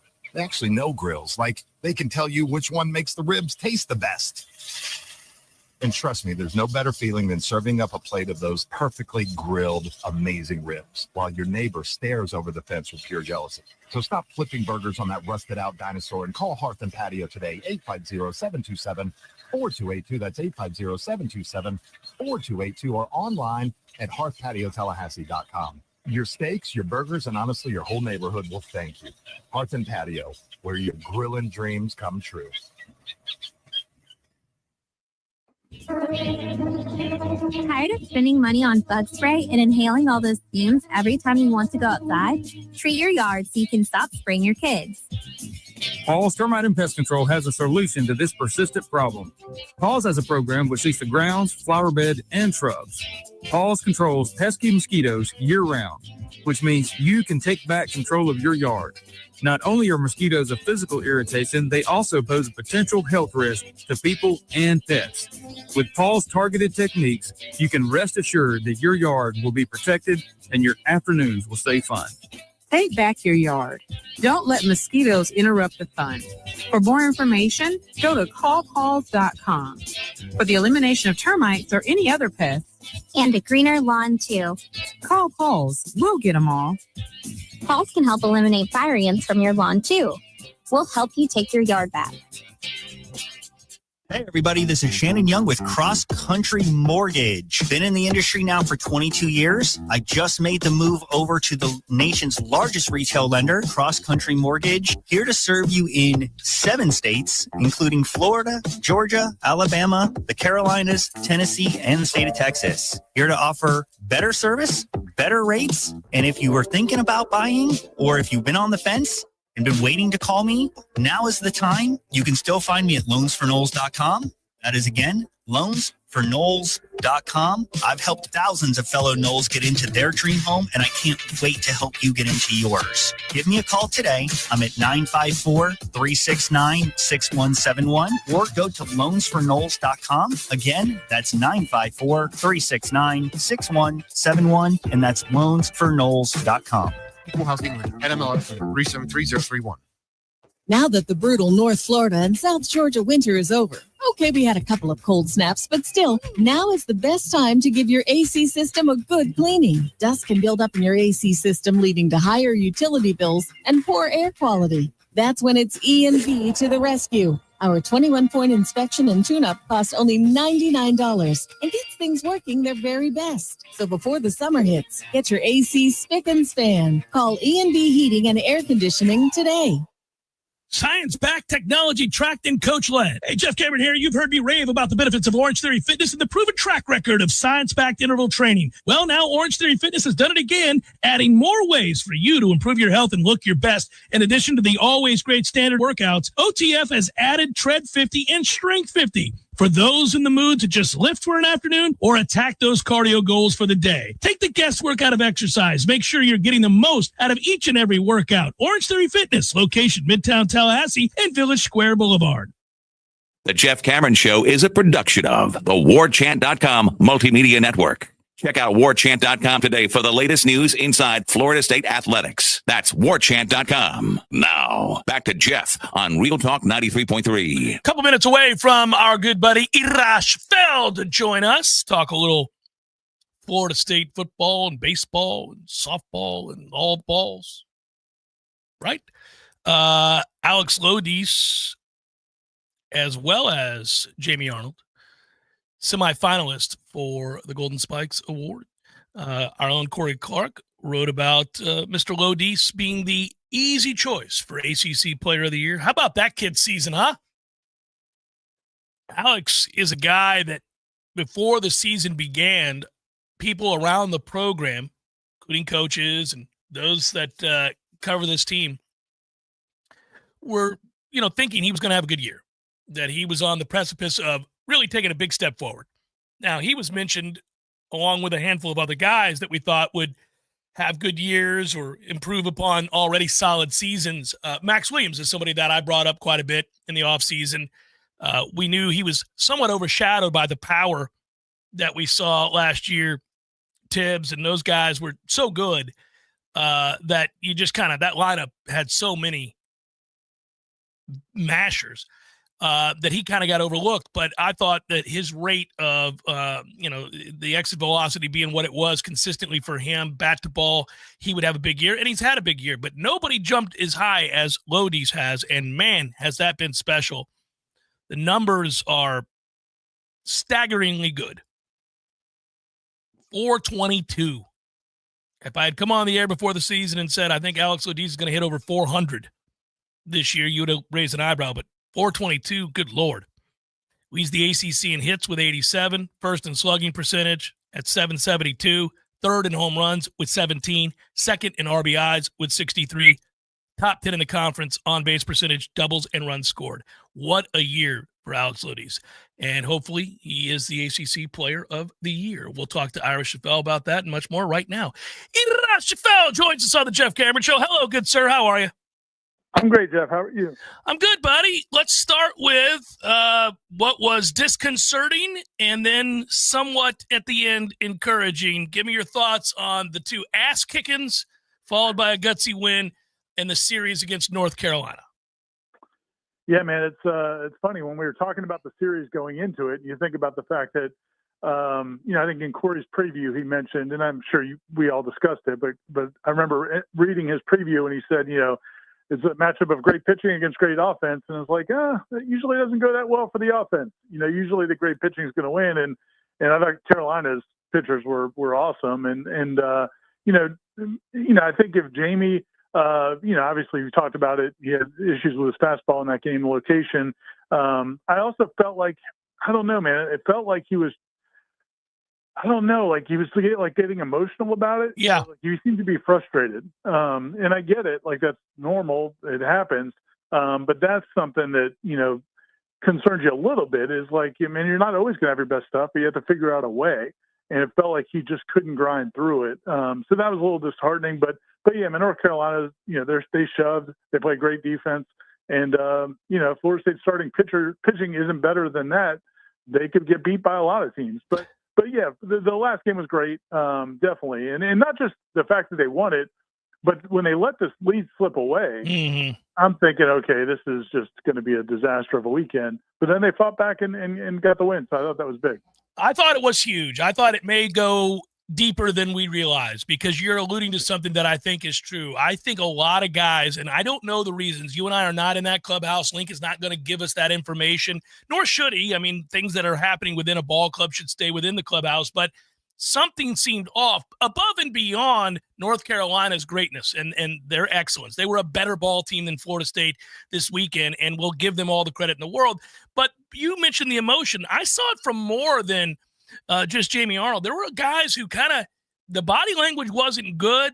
Link had that faraway stare, not just reserved for those that are watching their team take an ass beating, but somebody who's concerned about something else under the surface is what it looked like to me. So I thought winning that final game and coming back after blowing the lead the way they did may have opened something up and may have helped them regain some confidence, may have really impacted the psyche moving forward. We don't know. We'll have to see, but I think it was huge to win that game. Yeah, I do too. And I have no idea if anything's going on behind the scenes. I would say this, though. That's kind of the challenge with an emotional team. And you and I have talked about this, man, for years and years and years, going back to the mid-2000s, the times where we felt like it would be nice to see a little bit more emotion from some of those Mike Martin teams at that period of time. And this, these last couple of years, this is a very emotional team. This has been that way. And there's great things about that. And you get the dominant moments or the moments where they just kind of take over a game and the emotion is part of it. But when you are emotional, you're sometimes going to have some lows. And I think that's, the benefit of being a team that doesn't play that way is you're a little bit more consistent. So maybe it's just the highs and lows of being an emotional team and a lot of fiery, emotional players. But yeah, it definitely was big to go down and do that. And then, I also think these next couple of weeks will be good for them because, with this format of the tournament, even if you don't go up there and play well, if it's a short trip, at least you're not spending a whole week playing baseball before the regionals. I really think this is going to set up well for this team because I don't think they need to be playing a ton more baseball games. Now, if you can win the ACC tournament, I guess it's worth it. But I think, rest is as much as anything is something this team needs right now, especially after that trip to California last week. Why is it, Ira, that we see now, and I'm relatively new to watching as consistently as I am now, the softball game. Why can't umpires figure out the strike zone in softball? It's not watchable because of it. It's really infuriating. I suppose this has been going on for a long time, right under my nose, and I didn't realize it. But now I'm locked in these last couple of years because Florida State's good, frankly, and that's why I like to watch. And I tune in, and I can't do it. I get infuriated watching the inconsistency. Why? It's a big yellow ball. Dude, it's women's sports in general. And I think it's, because women's basketball is very much the same way. It is horrible, the officiating in women's basketball. Always has been. I think it's, I just think it stinks, but it's just the reality of when my daughter was playing high school basketball in Tallahassee, a lot of times you would see a young referee get into calling women's games because they could get high school games easier than they could get it in men. The men's, you already had a lot of guys that have been doing it for a long time. And then you get somebody that was decent and they would automatically move them to men's or to boys basketball because I don't know if they pay more or if the referees just felt like, okay, this is my best chance to move up and maybe at some point do college basketball.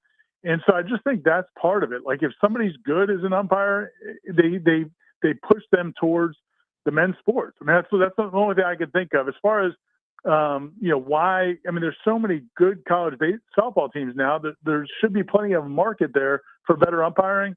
But you're right, man. It's rough, and it stinks because the hitters in the parks are so small that there's a huge penalty for getting squeezed, and I thought that happened in a game Florida State lost to Auburn. Yes, when she started getting squeezed a little bit, now you got to come over the plate, and I mean, they only have to hit it 200 feet to go out of the park, and all of a sudden, what could be a pretty quick inning turns into a 3 or 4 run inning. Do you think with as athletic as softball has gotten now, in a way that it never was early on, and it is now, and it's great to watch. It's become a game that's played fast and athletic. You think they're going to move the defenses back? They kind of have to, don't they? At some point here, now all these girls can hit it out of the park by accident. Yeah, I don't know. I've wondered about it a little bit, and I've also wondered about the base pass. Some people feel like the base pass need to be a little bit wider because, man, it is. Yeah. I mean, I'm with you. It's hard to sometimes play defense, but then the defense has also gotten so good. I mean, some of the plays they make defensively. I mean, they'll turn double plays and hey, they had a triple play. Where it's like it's amazing with the bases that short between them, that they can turn as many double plays as they do. But, yeah, I still like this sport the way it is right now, but I do wonder about it long term. You wrote for Warchant.com on the Texas Tech pitcher. I've never seen her. I have no idea. And I can't believe Texas Tech has given her $1 million, or that's what's rumored anyhow. That's amazing to me. It's apparently a fact. Their collective has gone on the record about it with ESPN. $1 million to play softball? Good God, Ira. We needed to be coaching girls early on to play softball, buddy. She's amazing, dude. She's not normal. I mean, listen, man, some of the best pitchers in college softball might throw close to 69, 70 miles an hour, maybe 71 sometimes. I mean, I think she throws 75, and then she's got nasty other stuff. She's just she's a legit phenom. I think the one thing is she did give up 3 earned runs on this weekend to Mississippi State, but that was the only time all season she's given up more than 2 earned runs in a start. So this is a problem. This is a problem. Yeah. She has an ERA of 0.83. 0.83. Good God, man. Yeah, I think it actually ticked up to 0.92 now after giving up those 3 runs against Mississippi State. But no, she's a fine phenom. Now, Florida State did beat her a couple years. Well, it was like actually last season. They played in Clearwater, and Florida State only 1 earned run, but they scored 3 other runs. They beat them 4-0. So when she was at Stanford, no, she's a phenom. But as a program, Texas Tech is nowhere near the program Florida State is. This is their first time in the Super Regionals. So you'd like to think with a good crowd, good environment, she's not going to be rattled. She's seen everything from when she was playing at Stanford.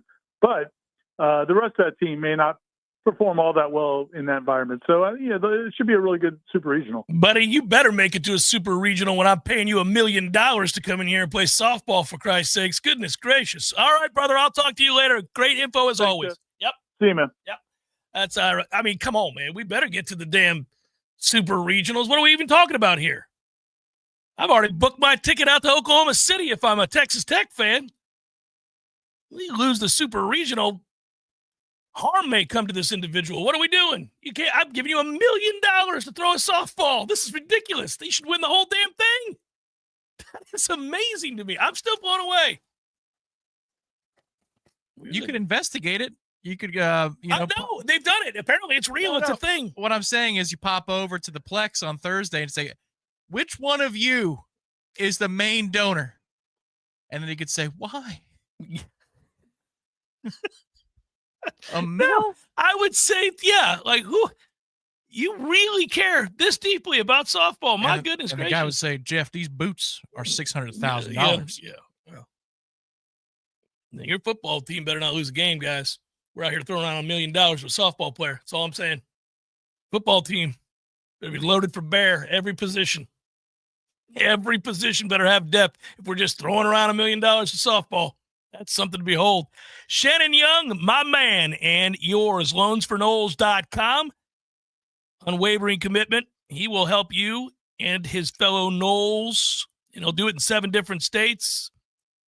Nobody works harder, more diligently for you to perhaps grab that dream home. Loansfornoles.com is where you want to go to find out more. Several of you have. I'm excited every time he calls me to tell me that another listener reached out to him and they were able to get that loan and get that house. Loansforknowles.com. That is loansforknowles.com. This is meteorologist Paul Trombley with your Real Talk 93.3 weather update.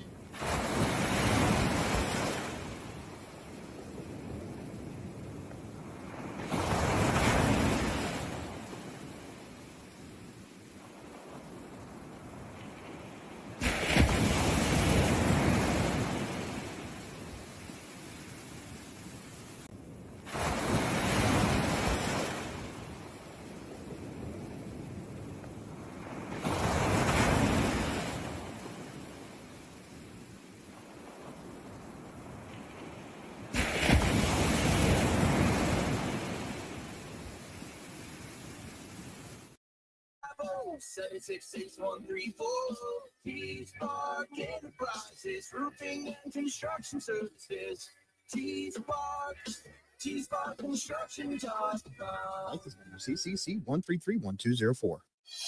Ain't nothing but a G-Pod, baby. I am 99% sure that is not how the lyrics go. Well, you like remixes, right? Of course. Well, think of this as a Grassroots Coffee remix per se, because Grassroots Coffee is now in the single-serve coffee pod game. Dude, those single-serve coffee pods and cups are weak sauce. Not Grassroots Coffee G-Pods. They have more coffee in them than regular single-serve pods and cups. Seriously? And not only do they have more coffee, they have a built-in filter for better brewing. They fit in most Keurig machines, and they are fully compostable. It's still the small batch, slow roasted coffee you love, so go to grassrootscoffee.com and get your box of G-Pods today. Baby! See? Remix! Well, actually, that's more of an homage. Grassroots Coffee, locally owned, locally roasted, and made for everyone, loved everywhere. Grassroots Coffee G-Pods. So very good.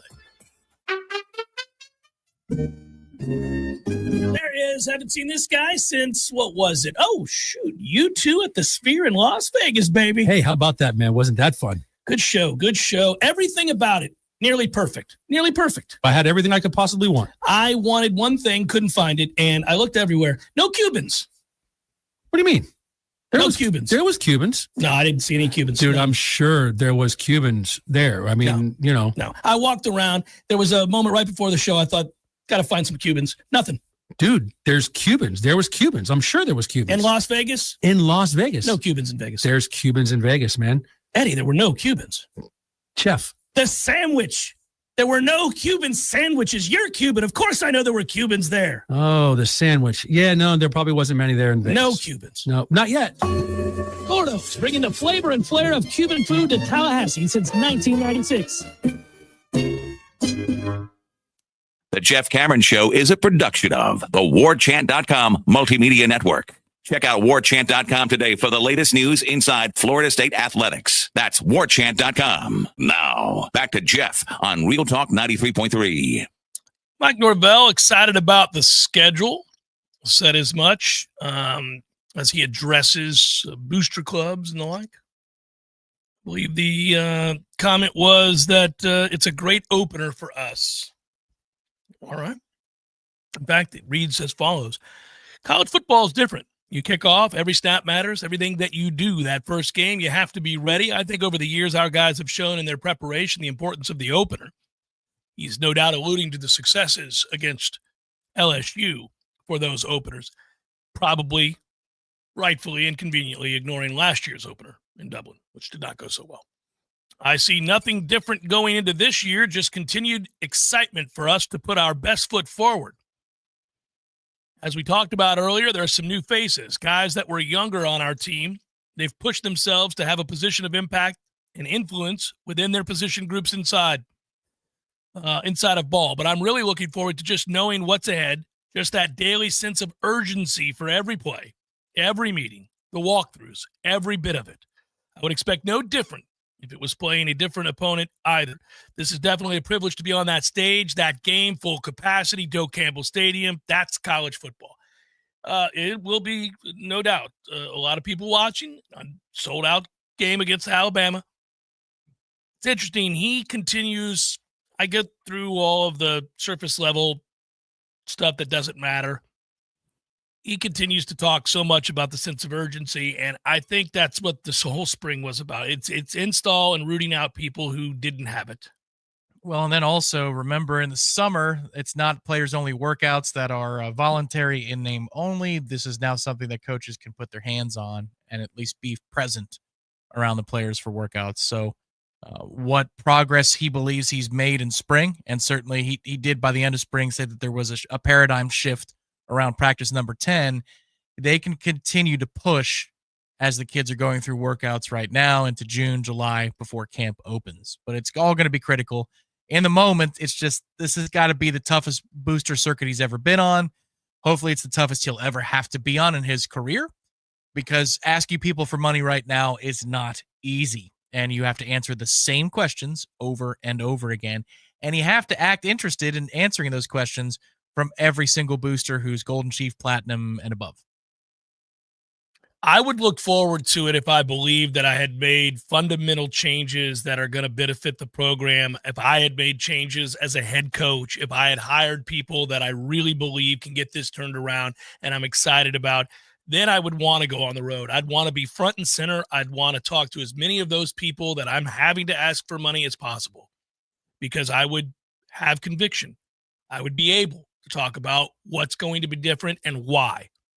That's the only thing is if you are still grasping at straws and you don't know and you don't have a good answer to the tough questions, then it's going to come across as a guy that is floundering. But if you certainly believe that you've done what you needed to do to change how you coach, manage, CEO that he is now, and you believe that the hires that you made are the right hires, then it's a little bit easier to field those questions. And there's a part of you that knows that you have to answer for what happened, and you want to do that face-to-face. You don't want to do that in an email, and you don't want to do that in a phone call, because it will never come across in a way that would be as impactful as you need it to be to get them to come back around. The written word wouldn't do that. It would have to be the face-to-face dialogue, the emotion. But I think in this case, for the most part, you'll get some yeses and people who are unabashed and unwavering in their support. Right now, it's the investment. Right now, you're investing in, all right, now I need to go do this in the fall. But if I do, I think these folks are going to come along for the ride. Like, I made enough inroads that I've made an impression, but they have every right to wait to see if we're going to live up to the impression.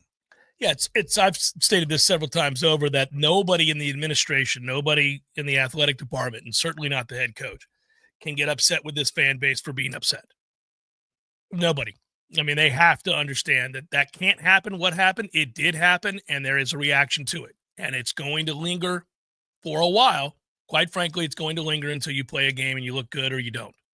If you play well and you start off the season and we see it's a different product, the guys play hard, play smart, sacrifice for one another, play the game the right way, all the cliche stuff, but it matters. All that stuff matters.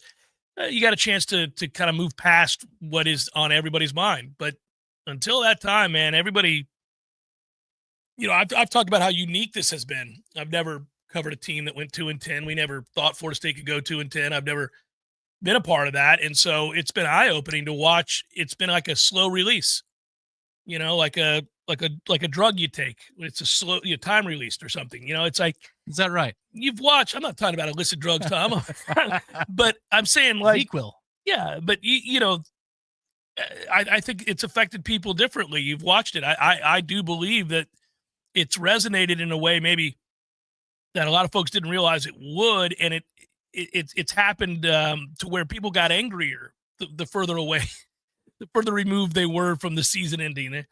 Yeah. And another thing, there's a lot of that, like, wait a minute. It's like when you pulled up the standings, you were doing what you were doing, an article, research, whatever it was. And you had to pull up the ACC standings just to double check some things. And when you did, you saw us at the bottom of it behind the likes of Cal, whom we beat. And you saw us alone in last place. I did. By our lonesome. I can still see it. It's on the right-hand part of that page. It made a mark. Yeah, you would have, if I said to you at any point, even during the quote-unquote lost decade, if I had said to you, we're going to finish dead ass last in the ACC, you'd go, Jeff, Duke is still in this league. Right. Wake Forest is still in this league. Stop it. And you'd say, I'll do you one better. We're going to add SMU, Cal, and Stanford, and we still will finish. And we'll be behind all of them too. I'd say, okay, whatever. Put the peace pipe down, my man. That ain't happening. Right. And it did. And it did. And it did. And so, yeah, we're all still in shock. We're all still absolutely stunned that something like that could happen. And that's why they can't react to it defensively. And I don't think that he has. From what I can tell, he's answered these questions honestly. And, I think the more you get asked it, the more comfortable you are in answering it. There's only so many ways you can say, I'm sorry, we went 2-10. It was dreadful. That's on me. I take full responsibility for what happened. That's why I made the changes that I did. I'll never get past the fact that happened on my watch, but I can tell you we can't live in the past. We got to move forward. And I've made these changes. We've changed the operation. I'm going to coach differently because I'm in a different role. I've ceded play calling to my new offensive coordinator who has a track record of success. We brought in a new defensive coordinator who I think will be more aggressive and foster more big plays. We haven't seen enough big plays on defense. We haven't turned the football over on defense. I think this new coordinator and this scheme will allow us the opportunity to do that. I have a better opportunity as CEO to kind of, take the view of what does this program need in this moment? What does this player need in this moment? Where can I be of most help? As opposed to just worrying about the next play call. Me and my quarterback's relationship. Now I can talk to the right guard. I can turn around and talk to the field corner. I can turn around and talk to the official. I can turn around and talk to our administration. I can do a lot of things and invest in those things in a way that I could not when on day-to-day I'm running practice and I'm calling plays. And so I think you'll see a difference because of these changes that I've made. I would be willing to do, I would want to do that. I couldn't wait to get on the road to do that, frankly, because I know to not do it is for it to just fester and bring about more frustration, more anger, and more rumor and innuendo and other stuff about why it happened and, my mental health and everything else. People begin to speculate, how could that happen? What's wrong in your life that could have happened? That's what people do when something as crazy as that season happens. They think, has he got some personal issues you don't know about? Well, that's Coach Johnny Ray Jones. Yeah. He'd say, so why? Well, come on, Coach. Yeah. Why? Coach Johnny Ray Jones here again. I'll just tell you what, man, I've never seen anything like it. I got, how's your marriage? Coach, you can tell me. We work. I've seen some things, Coach. I've seen it. Long hours. I know. So just let me know. It's nothing I never heard. Come on. Lay it on me. Because 2-10 can't happen. Don't put your arm around me, Johnny Ray. This is a media breakout. What are you doing? Johnny Ray's like, I'm not a media man right now. I'm Coach Johnny Ray Jones. Yes, a leader of men. Yeah, I've been in it. I've been in it a long time, seen a lot of things. It strikes me, fiction and reality have tied together in this instance. In 16 years now of doing this in some form or fashion with you and watching you do the show, there's been a lot of bad seasons in those 16 years, unfortunately. Like Florida State Lord. How many bad seasons, Tom? More than half, probably. Ridiculous. Probably about 9, I'd say. Your first year was what? 09. We couldn't stop anybody. No. That was we punted once and lost to Georgia Tech. But that was the beginning of something good. We were Urban Kneeling at halftime. Yeah. Ooh, that was a tough. That was my first year. 10 was fun. 10 was fun as hell. 11 was a plateau. 12 was disappointing. Well, 12 was crushing because we thought we were geared up. Yeah. And then 13 was the best. Wow. I mean, you can't beat that. No. Well, just wondering, and you've done it now 26, 27, almost 28. I've probably been on the air with you for what's the closest to this, but it just feels so unprecedented. It's a Monday in late May, and as we're going through what he needs to say on the booster tour, I'm just thinking, I want to punch myself in the nether region. I want a Luis Torrens foul ball. This is just brutal. No, we've never had anything like this. I mean, we've been on the wrong end of some really tough games that, I thought we'd play well and we didn't, and it was bitterly disappointing. There's been painful moments, like obviously Willie Taggart 5-7, 6-7, not competitive against Miami in his second year when it's over. Yep. And they're just toying with you. God, and Miami was awful that day too. And, that game they could have done anything they wanted. And I think that's when the administration realized, oh, this ain't going to get better. We got a problem. So there was that. That was back in 2019. That was very difficult to stomach. Yeah, I think the inevitability of the Florida game in Tallahassee, that was a tough week because you just knew. And they weren't even good. You're like, you still have no chance. No chance. I would say that Jimbo Fisher's final year, I know that year finished 7-6. He doesn't get credit for the 7th win. When he left the program, they were sub 500. Or the 6th win. Yeah. Right. That's what I'm saying. When he left the program, they were sub 500.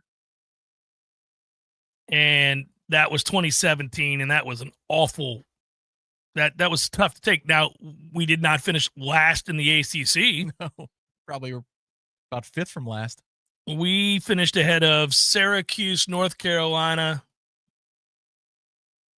Virginia, I think Pitt. Not good. We were behind the likes of mighty Wake Forest and Boston College. I've seen enough of that from my days as a student, but Cal, Syracuse, and Stanford? I think in terms of, you talk about what's difficult, 3 of Bobby Bowden's last 4 seasons, they finished 7-6.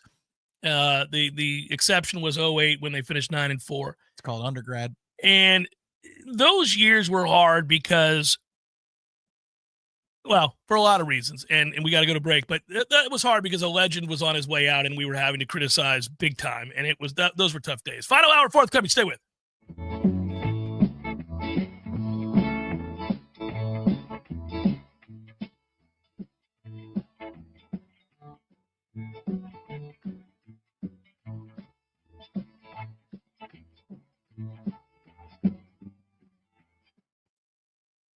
Hey, no fans, our partner ISF Inc. is a national management and IT consulting firm located right here in Tallahassee, Florida, solving the future for state governments through strategy, process, and technology. As a trusted advisor for state governments, ISF knows the importance of defining a clear and detailed strategy. Our friends at ISF can help your organization create a strategy that sets you on a path to success. ISF, your vision plus our expertise brings your brilliant ideas to life. Visit ISF.com to learn more. ISF, solving the future. I got a fever, and the only prescription is more cowbell. Do you have spring fever? Your only prescription is the Lawn Johns. Hi, it's Mark from the Lawn Johns. We can make your landscape more appealing by providing you with award-winning lawn care. With 4 levels of service, the Lawn Johns offers you more choices than the rest. More flowers, more mulch, or more pine straw all means that your home or office will be more beautiful than ever. So if you've got spring fever, go to thelawnjohns.com or just look for our big purple truck. I gotta have more cowbell.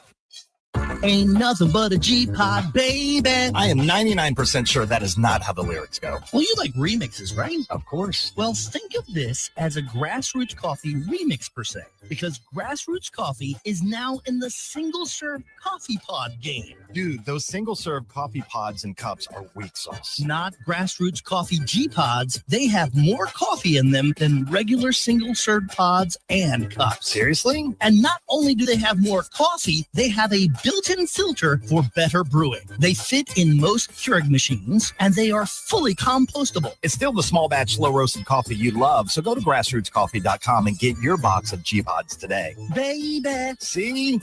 Remix! Well, actually, that's more of an homage. Grassroots Coffee, locally owned, locally roasted, and made for everyone, loved everywhere. Grassroots Coffee G-Pods. So very good.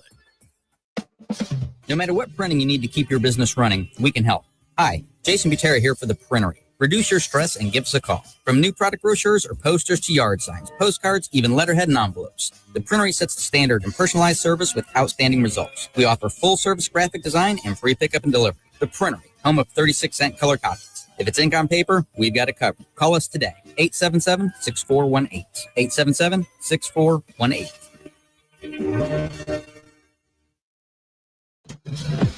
WVFT Greta Tallahassee. This is Real Talk 93.3. More of the Jeff Cameron Show is coming up next. Your sports action update on Real Talk 93.3 with all the latest odds from Vegas. Scotty Scheffler challenged briefly by John Rahm, but cruises to a 5-shot victory of the PGA Championship at the Quail Hollow Club in Charlotte. Scheffler plus 250 to win this week. The Colonial Country Club in Fort Worth, the side of the Charles Schwab Challenge. Jordan Spieth 22-1 and Hideki Matsuyama 25-1. NASCAR Cup Series, Coca-Cola 600 Sunday at the Charlotte Motor Speedway. Kyle Larson is a plus 550 favorite. He's also 18-1 to win the Indy 500 as he attempts to do the double.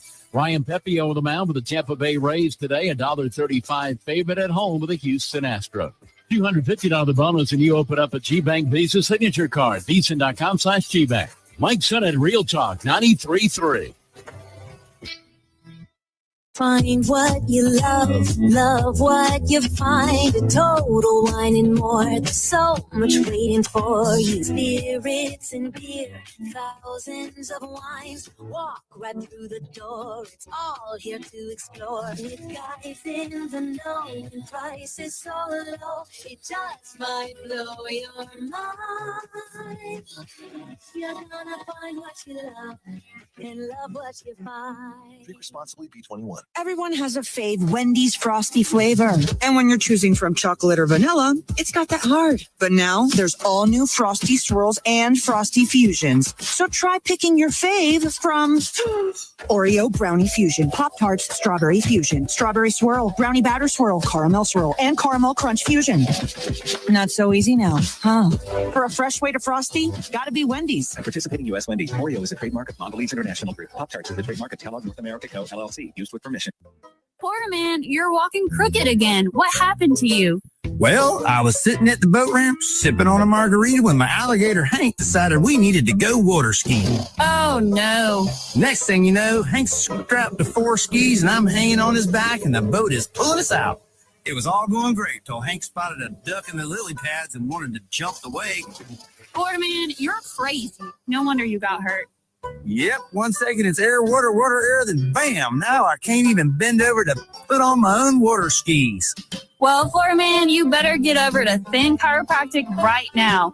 You can book an appointment online and take advantage of the new patient special. Special offer online? That's easier than wrestling an airboat off a sandbar. That's right. Just go to thinchiro.com.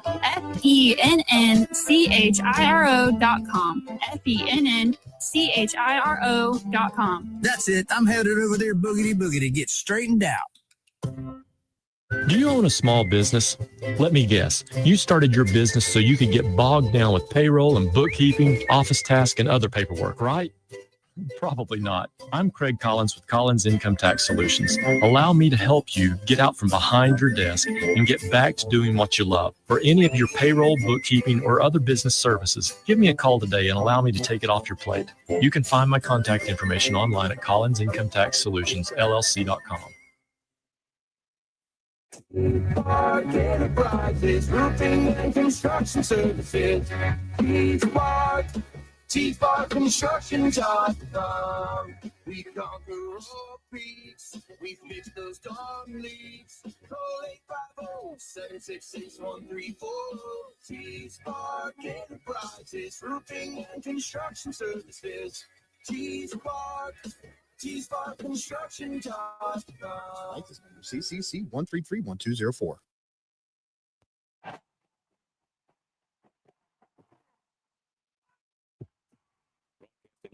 Florida's capital city. This is the Jeff Cameron Show, brought to you by Orange Theory Fitness on Real Talk 93.3. Now, stop what you're doing and listen closely. It's time for the Jeff Cameron Show in 5, 4, 3, 2, 1.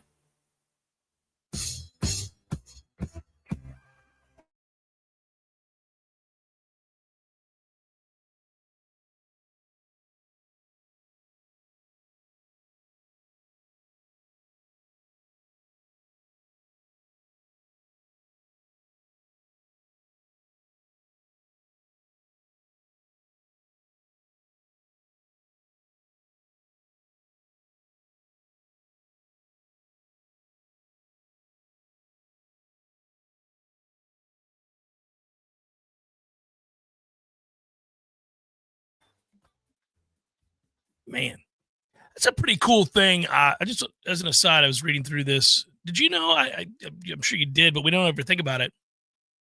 This will be the 7th consecutive season that the NBA has had a new champion. I heard that today. I would not have known that offhand, but yeah, they got their NFL going right now in that sense. And it's interesting too that that none of the previous year's champions have gotten out of the second round the next year. It's a far cry from that 5-year span, which is, or more than that, really. Where is LeBron playing? They will be in the finals. Be in the final, yeah. You can just bet it. And Golden State will be in the finals, and that's it. So we're Golden State versus LeBron or San Antonio versus LeBron. That was a long period of time. By the way, I did have a moneymaker over the weekend. I had Joaquin Neiman to finish in the top 10, if you recall. Oh, nice. Okay. A little T8 for Joaquin. Boy, a lot of guys got paid a lot of money if they finished strong in the morning wave yesterday. Yes, they did. Gracious. Yeah, they did. Joaquin was one of them. Shot 4 under in that morning round. That was Harris English that shot the 6 under round, right? Harris shot a 65. Okay, 7 under. You know, 6 under. 6 under. He was omnipresent on the leaderboard as the day went on. Climbing. He's just kicking back. Yeah. You know, I will give, we were talking about it last hour. John Rahm ends up shooting a 73 and look to have imploded late. But one thing I've always liked about John Rahm, and I've always liked this, and he has admitted it numerous times, it's really readily apparent when you watch him play, he doesn't care about second. There is always going to be a shot that comes up where he's like, I think I have to go for it. I think I have to birdie this hole. And if I don't, I think I'm going to lose this tournament. And sometimes it goes right for him. And when it does, he's won those majors and he's won big events. And sometimes it goes wrong. And when it does, it really does. Look, man, that shot on 14, the reachable par 4 on the back, is majestic. And it's exactly what he was looking to do. But there is going to be a dispersion, as they say in the industry. That's off by 0.5%. Because, I mean, it might be 4 feet to the left and it doesn't bounce straight right into the bunker. Right. Instead, it could be like Scotty shot on Saturday. You got 5 feet for eagle. You make that, and he might go on to win the event at that point. And on 15, he hit a majestic shot, his second into the par 5, which ends up hitting off the green and rolling going back. through. Yeah. And he screwed it up royally with the putter. But those 2 shots in that moment, they're cool. Those are great shots. Then you just let the gods determine what's going to happen. But those were unbelievable shots under pressure. He did something that Brooks has done recently, and I think this was a mistake. In his post-round interview, he was great. He was very honest, and he admitted that look, I get paid to play golf for a living. I'm not going to beat myself up over this. It's frustrating. It was great to be back in it, to be in it, in the thick of it, to have that much fun playing golf again. Right. You just told on yourself. Mm-hmm. Yep. Yeah, and that's all of those guys. All of those guys regret it. And the one that bothers me the most is Rahm besides Brooks, but is Rahm because Rahm knew it. He knew it before he did it, that it was a mistake. He said, I've already made more money than I have ever dreamt that I was going to make. I'm not going to go to live because I'm already rich. The difference between me having $150 million or $450 million is negligible. It doesn't change my life in any appreciable way. Right. So don't do it. And he did, and now he doesn't play in any meaningful events at all. They prove that there's a number. They're like, oh, sure. Okay, we hear you. How about 200 million more? Right. What do you say? But he hates it. He hates it, and they all do. Now, if you're some slap ass who was never going to win anything on the PGA Tour, if you're a guy like Chris Kirk and you go take the money, you're like, oh, well, good on you, Chris. You were never going to see that money here. Yeah, Richard Bland. Right. Remember, he was a great story at the Open. Then he made the cut, and it's like, well, geez, the money he's going to make this week is life-changing. And like, well, and Liv's going to toss an extra, what, 6 million, 10 million? Right. Yeah. I'm going to take it. Yeah. I'm Richard Bland. Yeah, I have to take it. My name is my game. Yeah. I am Richard Bland. No shot at ever doing this again. Right. These Saudis don't know what they're doing. They're offering Richard Bland millions of dollars. Nobody's even heard of me. Think about my name. Yeah. It was interesting last hour when Ira mentioned that the emotional way in which this baseball team plays. I thought he made a good point, and I hadn't really considered it.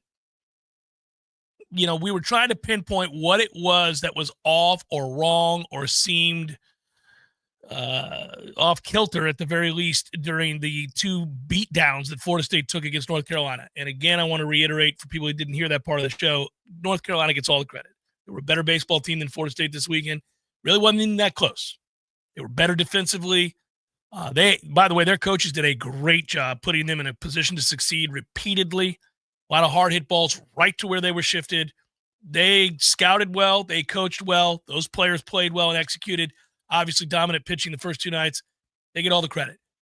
But there was something else going on, and it was a secondary story to being dominated. It seemed that Florida State had some issues.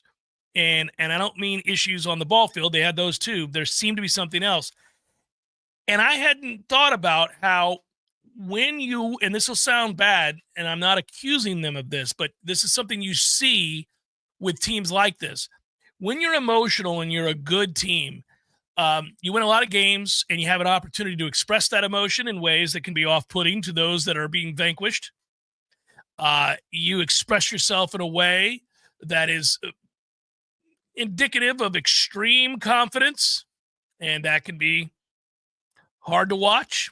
We sometimes raise an eyebrow ourselves. But Link allowed for that going back to last year. That's not who he is. He's even admitted as much. He has said, it's surprising to see a team that's this emotional being coached by me. Did I ever envision that because of the player that I was? And I watched Link Jarrett's career at Florida State. I know who he was, and I know who he is now. You all hear it and see it. Stoic.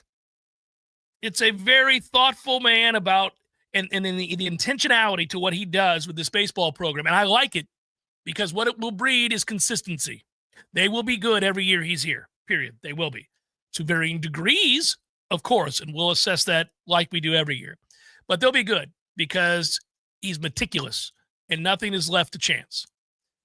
But he lets the team take on whatever personality they're going to be.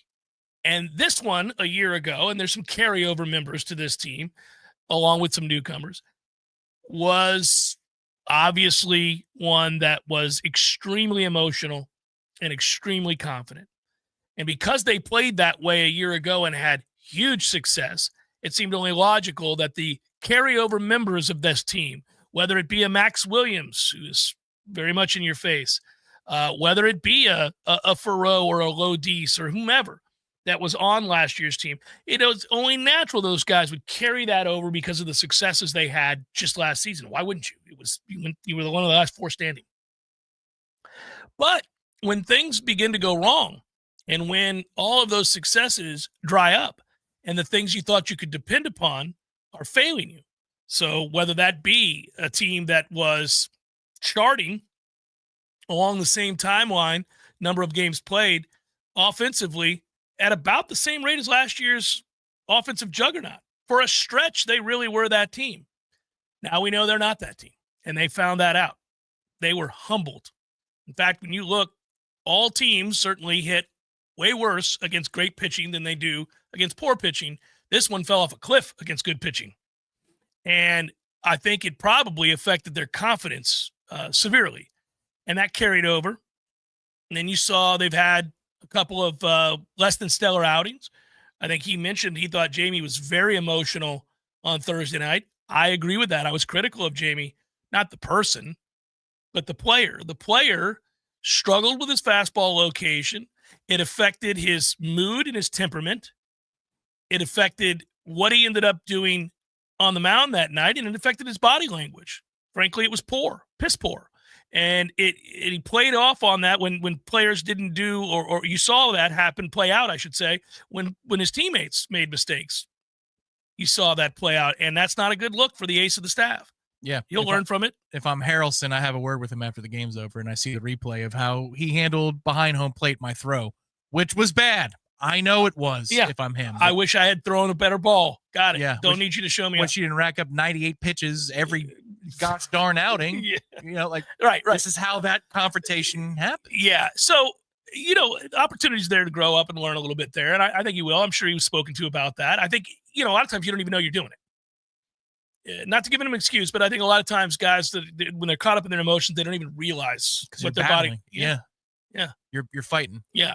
So, I think that's right. I think that they had a fall from grace. They had a come down, and that rattled them. It's a good thing they recovered from it, that they don't go into the ACC tournament, frankly, reeling. Now, again, you may hear this and say, well, how good are they, Jeff? I mean, do we think this team's going to win a national championship? I don't. I don't think they're that kind of good. But what I know about baseball is that it's a fickle game, and their best can win a national championship. If they piece together a stretch of 7, 8, 9 games to where they're playing their best ball, they could. They need some things to happen, but sometimes things do happen.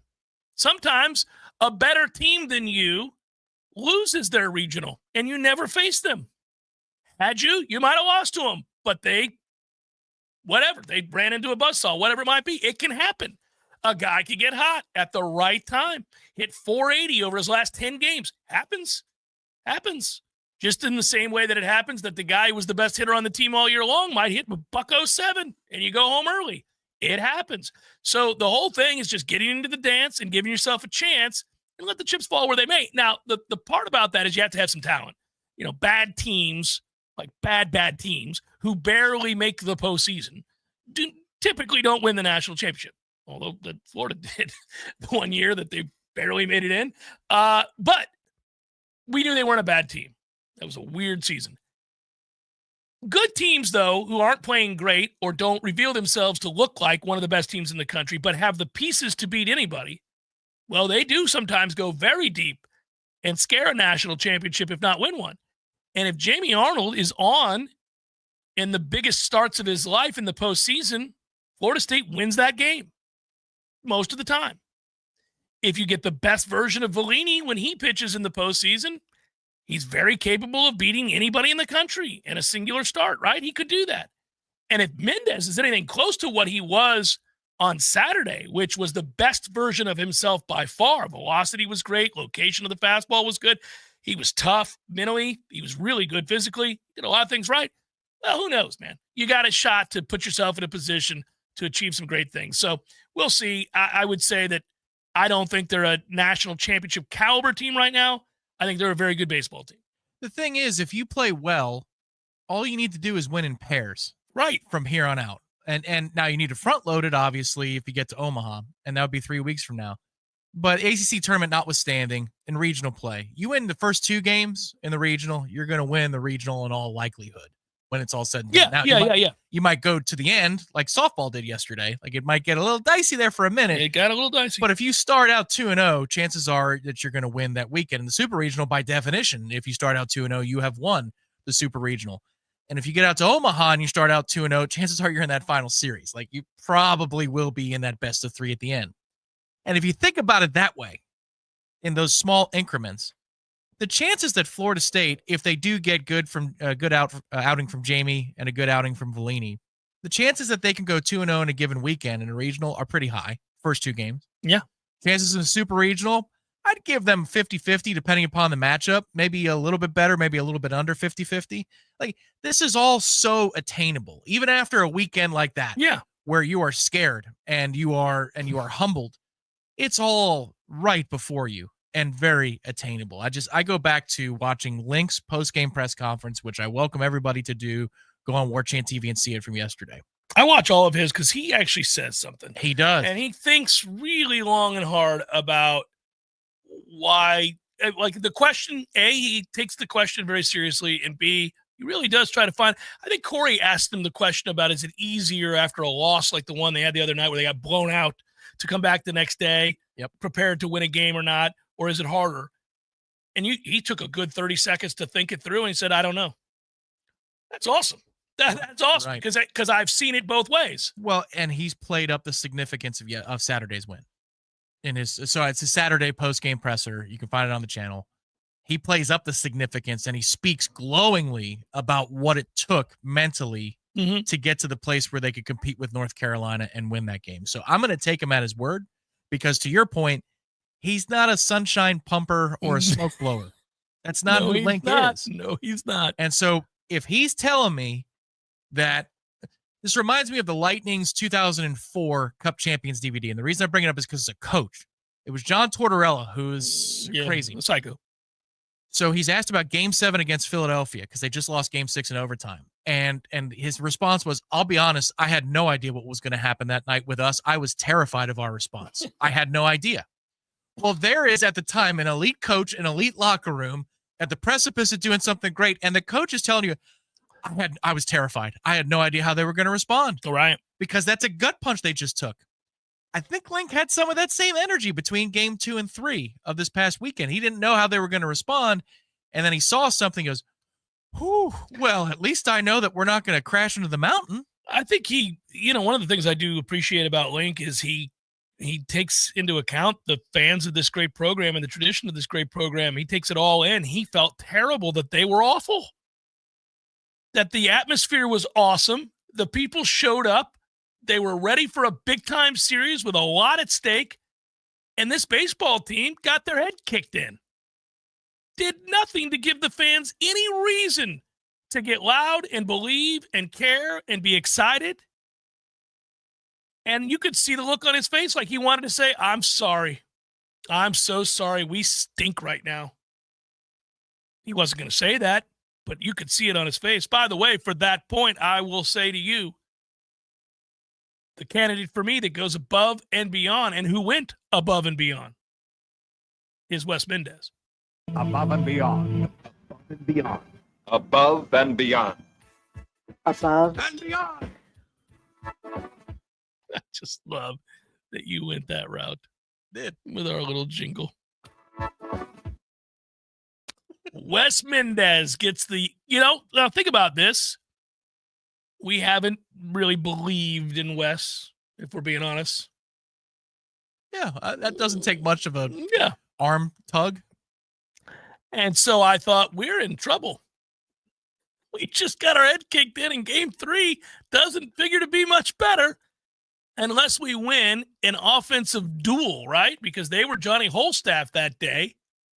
And you're thinking, I don't know, is Wes going to get out of the 4th? He rarely does.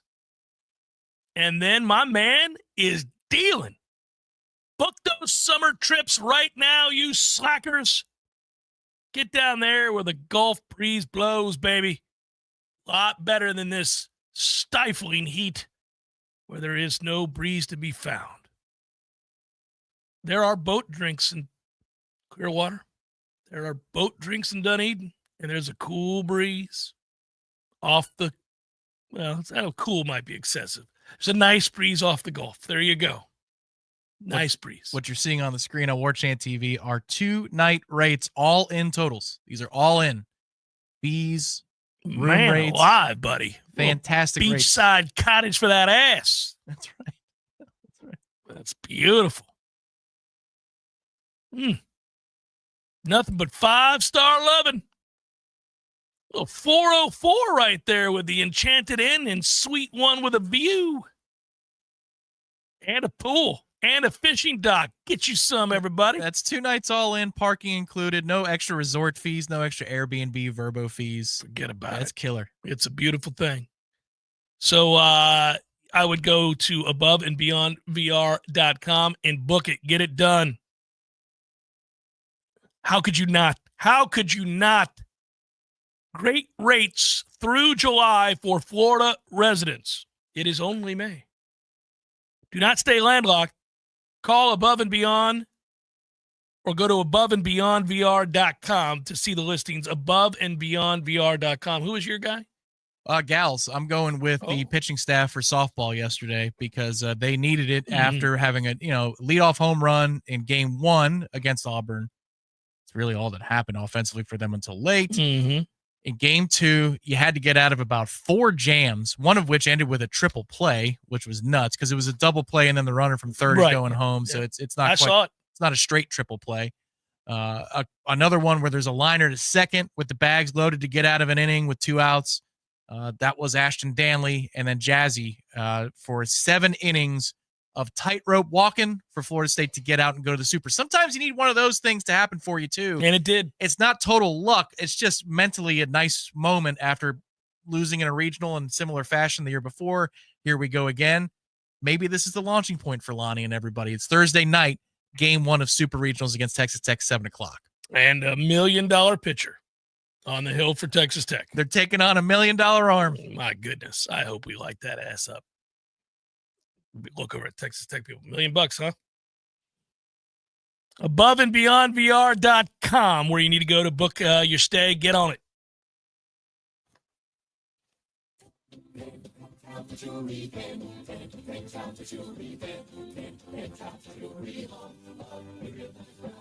Hey man, if you heard the sound, Pentalpin Jewelry's the best in town. Rings, diamonds, earrings, bracelets, and more. Pentalpin Jewelry, jewelry store. When was the last time you randomly did something nice for someone that means a lot to you? Now, I say this every day at the end of my show for everybody to be a better person today than you were yesterday. Well, one way to do that is to drop into Pentalpin and get a gift for someone who deserves it. It'll brighten their day, their week, maybe even their year. You don't have to wait for a holiday or special occasion, so don't wait to go check out a true local gem serving Tallahassee since 1988. Now, sing along with me, and I'll see you at Pentalpin.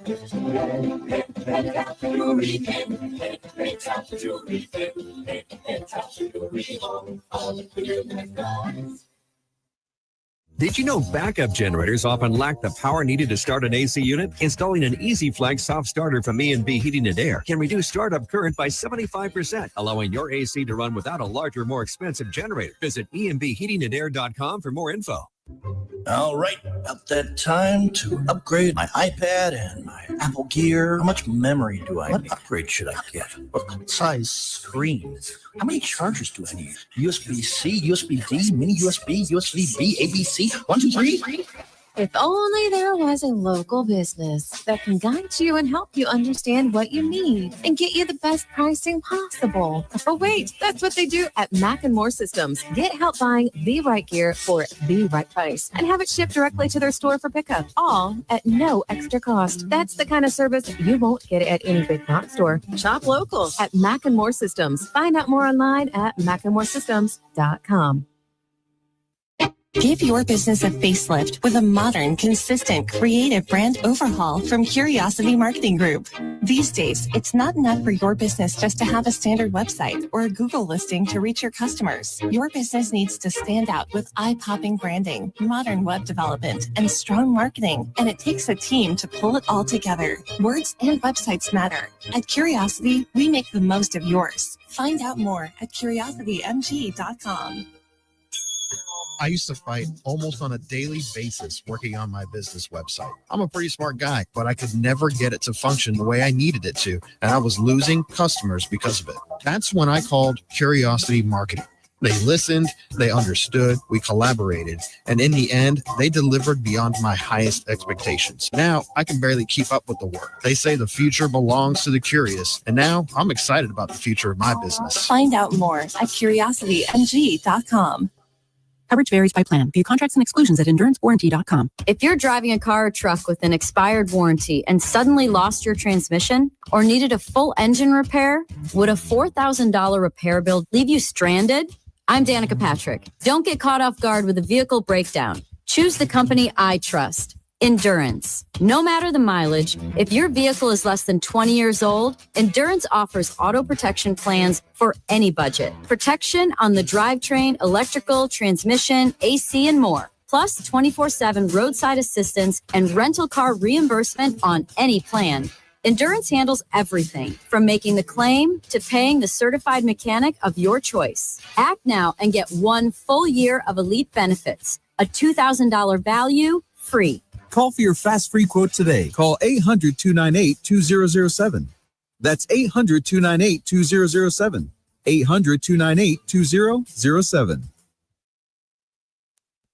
The Jeff Cameron Show is a production of the Warchant.com Multimedia Network. Check out Warchant.com today for the latest news inside Florida State athletics. That's Warchant.com. Now, back to Jeff on Real Talk 93.3.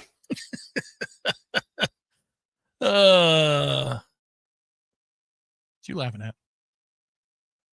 I'm just laughing at people. Sorry to bring up the Auburn catcher again, but how does that conversation go when she trots out to the mound to tell the pitcher to get their head in the game or don't let this hitter get to you? Yeah. It's a toughie, man. That's a toughie. I would find it annoying as a teammate. I agree with that. Not that I wouldn't let her ever say whatever the hell she's going to say. I'd be like, man, why don't you worry about throwing the ball back? This would, if I were standing in the outfield, it would consume me. Every time. Every time. You know, you've had a teammate in a sport before that did something that pissed you off, but you liked the person, but you're like, we got to get past this. This has got to stop. No, you've never had anything like that? No, I'm thinking. Oh, I played on a lot of teams, so I'm scanning. I initially was thinking about this one person on one of my hockey teams who just couldn't skate, and I just felt bad. But that didn't piss me off. I just felt bad. Couldn't skate. Like, I don't even know why you here. Because I wasn't a great skater to begin with either, but I mean, this is like legit. It was almost like the boots were too heavy on the feet. So what are we playing you for? 5 minutes? It's a 40-minute game. Yeah. You spending 5? 3? No, it's. But I'm trying to think of a habit, or it's maybe something somebody wore. Like, why are you wearing that sweatband or something? Like, don't do that. I don't think I ever worried about that. Yeah, you and your sweatband, Alex. Get it together. We had a guy who wore a sweatband and then arm sweatbands. I'm like, what? This isn't Teen Wolf, dude. What's wrong with you? I never wore eye black in any sport that I played. I never saw the need to wear eye black. I don't know. I don't think I did. I might have put tape around one of my wrists for hockey. That was it. Just because I thought it was cool and it didn't make a difference. I think there are sports where tape certainly makes a difference. Football, that's one of them. Taping up helps. Taping up your ankles? Yeah, and your wrists. It can help. It can help, yeah.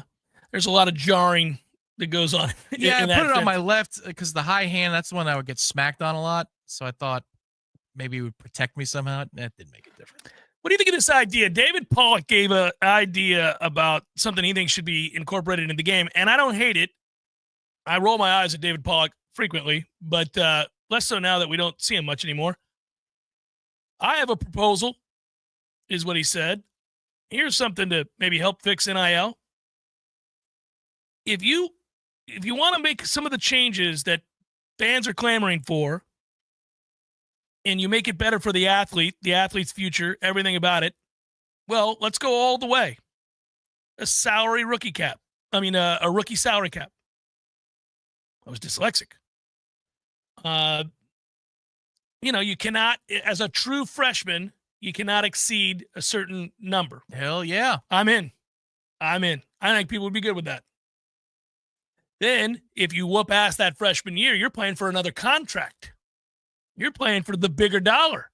I'm okay with that, but you know what would help if you're setting a parameter by which somebody can be compensated and a ceiling for it? Probably need to have unionized labor in order for that to be yes, I know. We're getting there.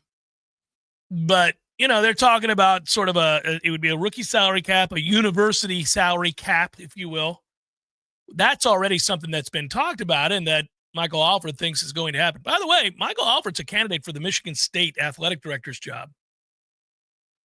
And who knows if he's going to get it or wants it or what it might be. I mean, it's certainly they're in the power too. That would be the only reason to leave here to go there. And we'll see. I don't know. You've run down that football field. Did you get a sense that it could be better? I like that football field. It's very it's small. It's not a big stadium. I thought it'd be bigger. But it's clean. It's one of the cleanest stadiums I've ever been in. Very a lot of concrete. Too much concrete, but it's very clean. The campus is spread out. It's whatever. But I've always had a soft spot for Michigan State. We both do. The green. It's a beautiful green. It is a gorgeous, beautiful mascot on the helmet. I have the shirt that is the Michigan State. Yeah. That's how much I think of that green. It's so pretty. I wanted to wear it. But this all came about. He was being asked this because it was about the offensive tackle we spoke on last week, Jackson Cantwell, who committed to Miami. And the rumor was that he was getting somewhere between $2.5 and $3 million to go play tackle at Miami. And I think a lot of people, when they see that number associated with a kid straight out of high school who's never played a college down, say, well, if that's the going rate for a starting tackle, then we're screwed. We're not going to be able to pay that. And really, frankly, I don't think I would. But, I mean, you better be as can't miss gets. But you don't know that.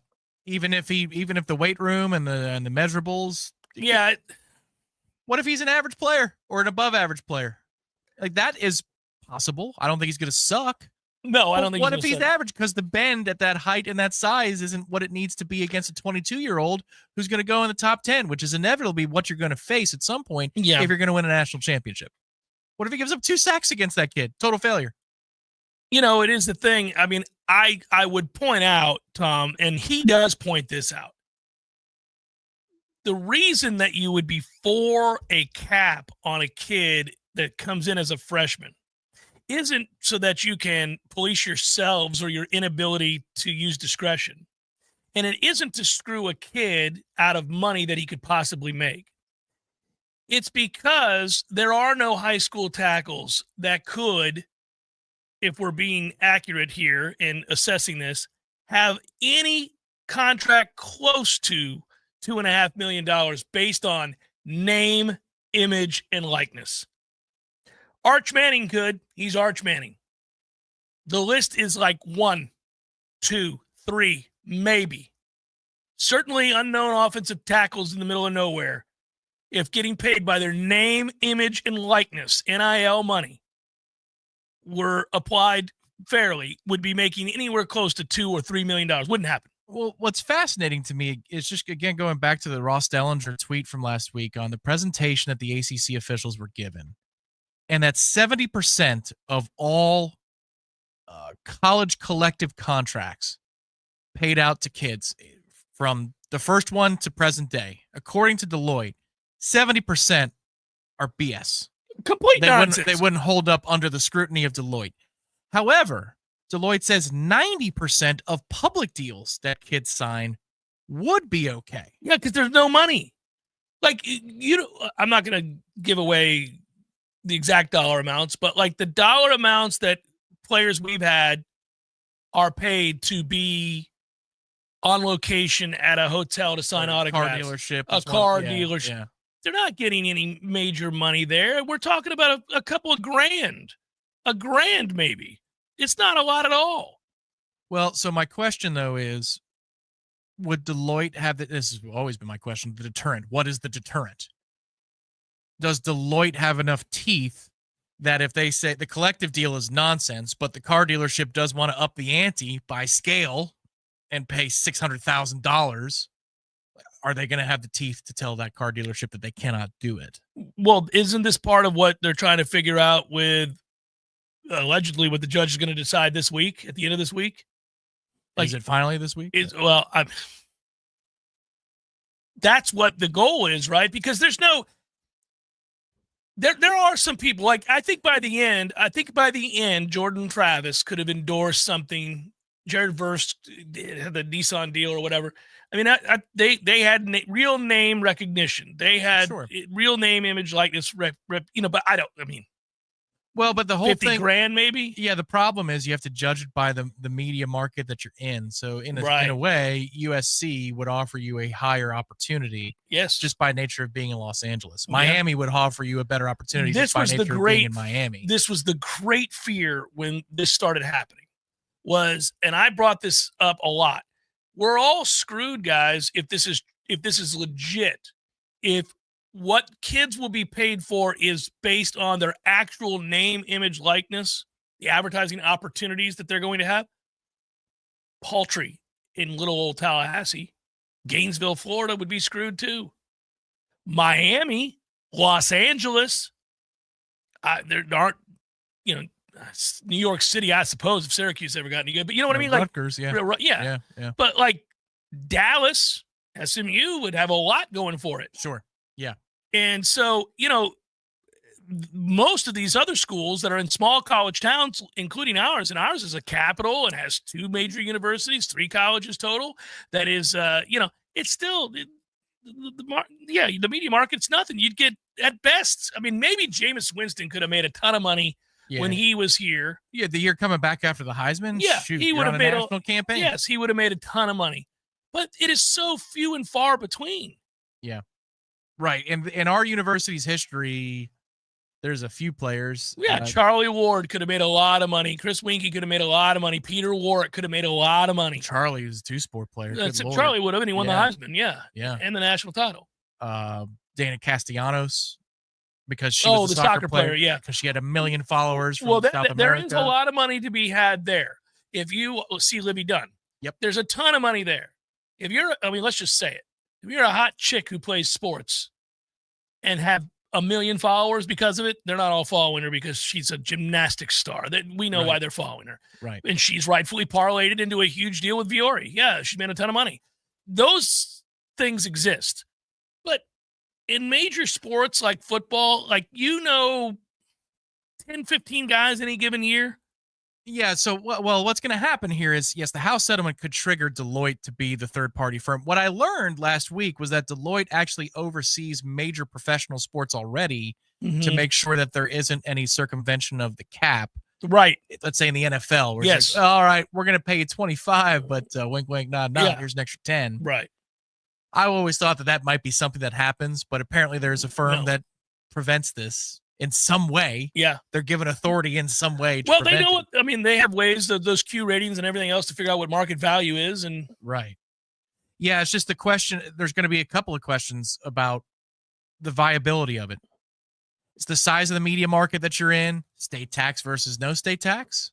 So will more players come to Florida because there is no state tax the way that we think it's an advantage in a cap sport? Like in hockey, for example, they're not making a ton of money relative to Carson Beck. They're about the same. They're making, 4, 5, 6 million if you're a mediocre player.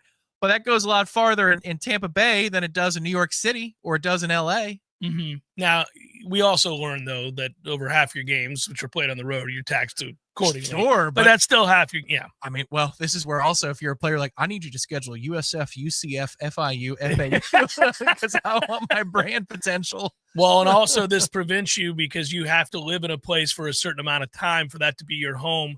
Right. And declare it. And these guys that live, Jokic lives in Europe. He's here in Denver for the basketball season. The rest of the time he lives in Europe. I wonder how he does his money anyhow. Yeah. But all of those considerations come into play when you have to make a brand pitch, because let's just say that the cap did exist or some facsimile of, if it was a hard cap. Here are your differentiators. DMA size, so legitimate Deloitte proven, whatever. They passed the smell test. City state tax, cost of living. You basically have to make a professional pitch on the level that a professional franchise would have to make it. Yeah. And more, every time we have a conversation centered around college football, its players and what needs to happen, it sounds like we're having a conversation about the National Football League players and free agents. And we're talking about caps. We're talking about rookie wage scales now. However, you're talking about that. I saw Noel Dad put in the chat. Here should be the structure of a freshman through a senior.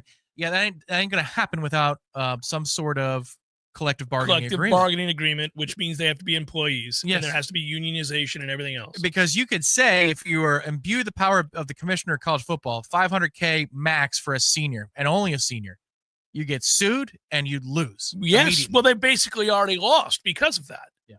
They've already lost because of that. Yeah. Tried and True Consulting. You hear me talk about them a lot. They've done great work. I've been happy to partner with them and get to know the individuals behind the scenes, but also the work they do for businesses and communities. They're a payments and business solutions company, but that just scratches the surface. Yeah, they give money back to the Battle's Inn, and that too just scratches the surface. You don't really care if you own a business who it is that processes your payments. You want them to be reliable, trustworthy, and you want to save money so that you can make more money. And that they can do. And they really love to do so with their fellow Noles. You want to call Don, Joe, or Rusty today? You can. Learn more about how Tried and True Consulting can help your business save and make money. A lot of incentives to do it. Whether it be the, no gateway charge whether it be the television that they'll set up in your office or around town with your business. That platform will get you, you're visiting the bar, you look up, you see your business right there. It's good stuff. 844-463-6653, the number 844-463-6653. Tried and True Consulting. Now, here's your Paul's Termite and Pest Control Tallahassee weather report. Starting off the week, keeping the hot temperatures, rain chances return midweek, and then we are slightly cooler for the end of the week. In the meantime, highs in the 90s and rain chances stay low through Wednesday. Tonight, partly cloudy, low of 69. Tuesday, fog possible early, mostly sunny, high of 94, low of 73. Wednesday, a 40% chance of showers and storms, high of 92. From Real Talk 93.3, this is Danielle Kelly. For the elimination of termites, pests, and for a greener lawn too, call Paul's. They'll get them all. Did you know that the survivability of a metal roof far exceeds that of a traditional shingle roof? At Metal Roofing Sales of Tallahassee, we have new state-of-the-art roll formers that produce the highest quality Versa panel, PBR panel, and standing seam options. And we will guarantee to match or beat any local competitor's pricing. We're a family-owned business, ready to offer you the best sales and installation service in the area. And don't forget about our veterans and first responders discounts. Call Metal Roofing Sales today, 850-536-9123, or visit us online at metalroofing.net. Tallahassee's 30-year-old funny paper and American Legion Post 13 have joined forces to become Major Morale. The new magazine has 4 more pages of post activities and military information that you probably never knew. But don't worry, it's still as politically correct and newsworthy as always. Okay, it's the same funny stuff, but it's still only available at the sponsors' locations like ABC Flooring, Tallahassee Automobile Museum, Krispy Kreme, or Keith Lawson Services, providing professional services and maintenance for your home's most critical systems for over 39 years. If you need air conditioning, heating, or plumbing repairs, you will receive an upfront written quote, and the job will be done on time by the area's most advanced, highly trained professionals. Keith Lawson Services, Florida license CMC 125456 and CFC 1429-197. My name is Ariel. I moved to the U.S. at 19. I spoke no English and I struggled finding job opportunities. Everything I have, I owe to the Adult Literacy Center and getting my high school diploma at age 22. It was an honor helping you achieve your greatness. Now you're helping others achieve theirs. It inspires me. When you graduate, they graduate. Find free and supportive adult education centers near you at finishyourdiploma.org. Brought to you by Dollar General Literacy Foundation and the Ad Council.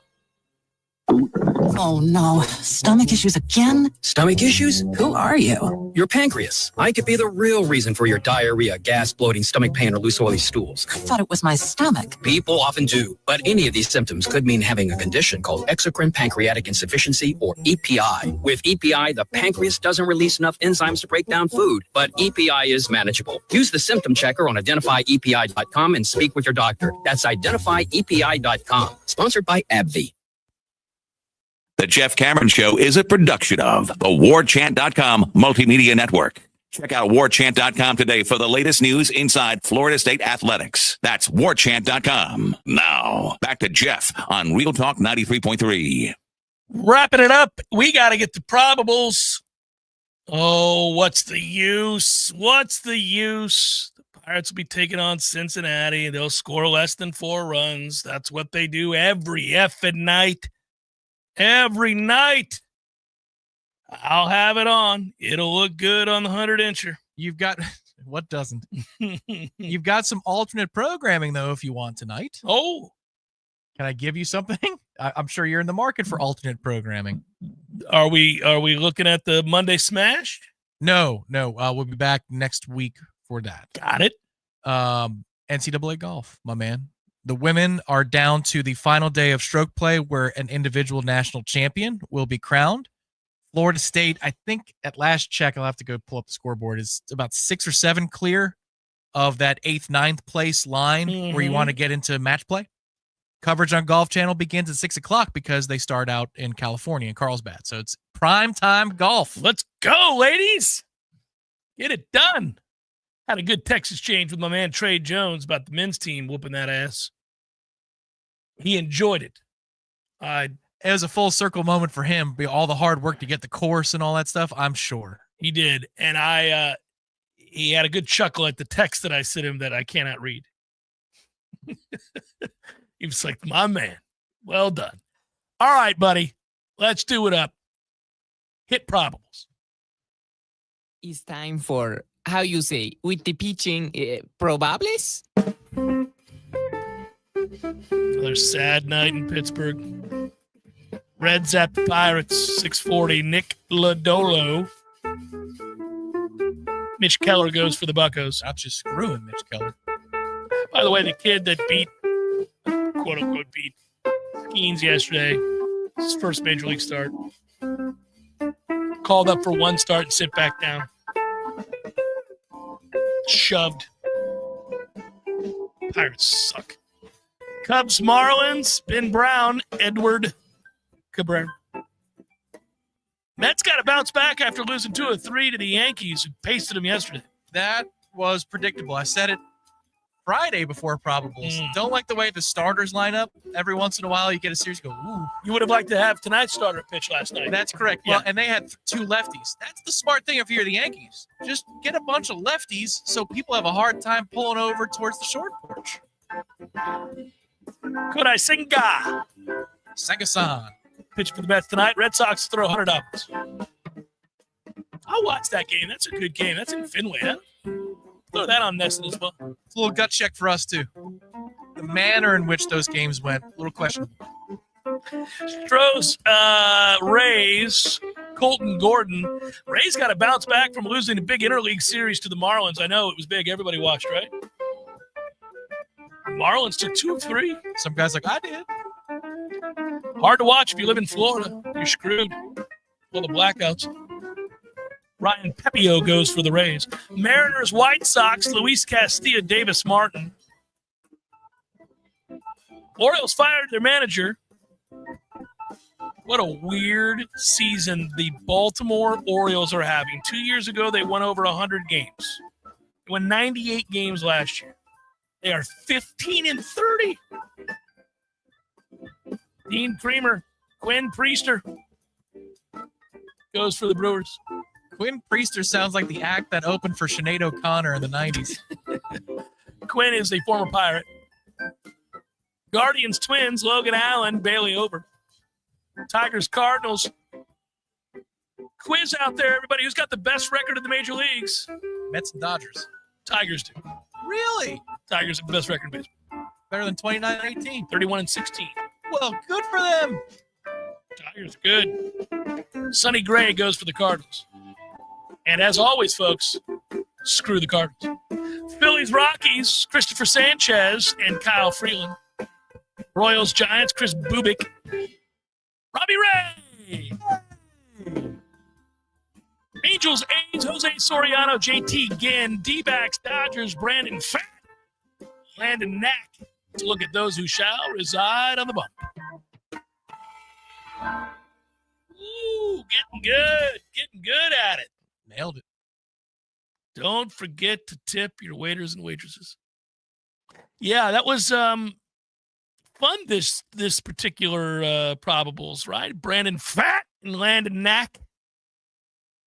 And then we also had the Creamer and Priester.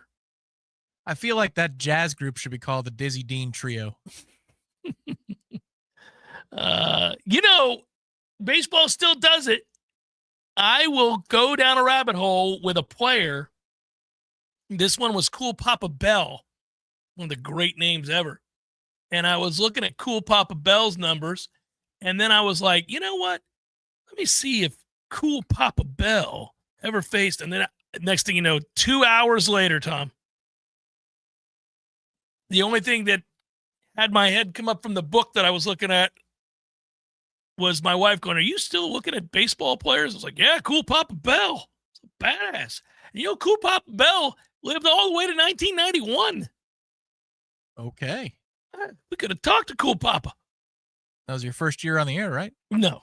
Oh. My first year in Tallahassee. But yeah, my man, dude played baseball starting in 1922. I did not suspect he was still with us in 1991. Good on you, Cool Papa. That's a great name. That is just one of the coolest names ever.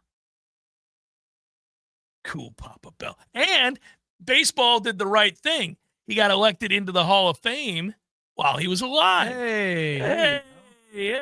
And knew it, was with it. 1974. He was going to be around for another year. Yeah. So cool Papa Bell. That's it's just kind of fun. Like, sit there and go through that. You're like, and he was apparently one of the fastest dudes to ever play baseball. But that's neither here nor there. It's the coolest nickname in baseball history. I wish I was Cool Papa Cameron. Did you catch any of the massively overdone Juan Soto stuff from afar this weekend? No. I saw that curveball that Max Fried threw to him. So that had, according to the ESPN movement tracker. Yeah, it's unreal. Which is an exceptional thing. The prism that they have for the strike zone and all the stat tracking they do. It had 8 inches more break or more depth than most curveballs and 9 inches more width as well. So it was like 8. It was a 1.5 feet more of break when you combine the vertical and the horizontal than a normal curveball.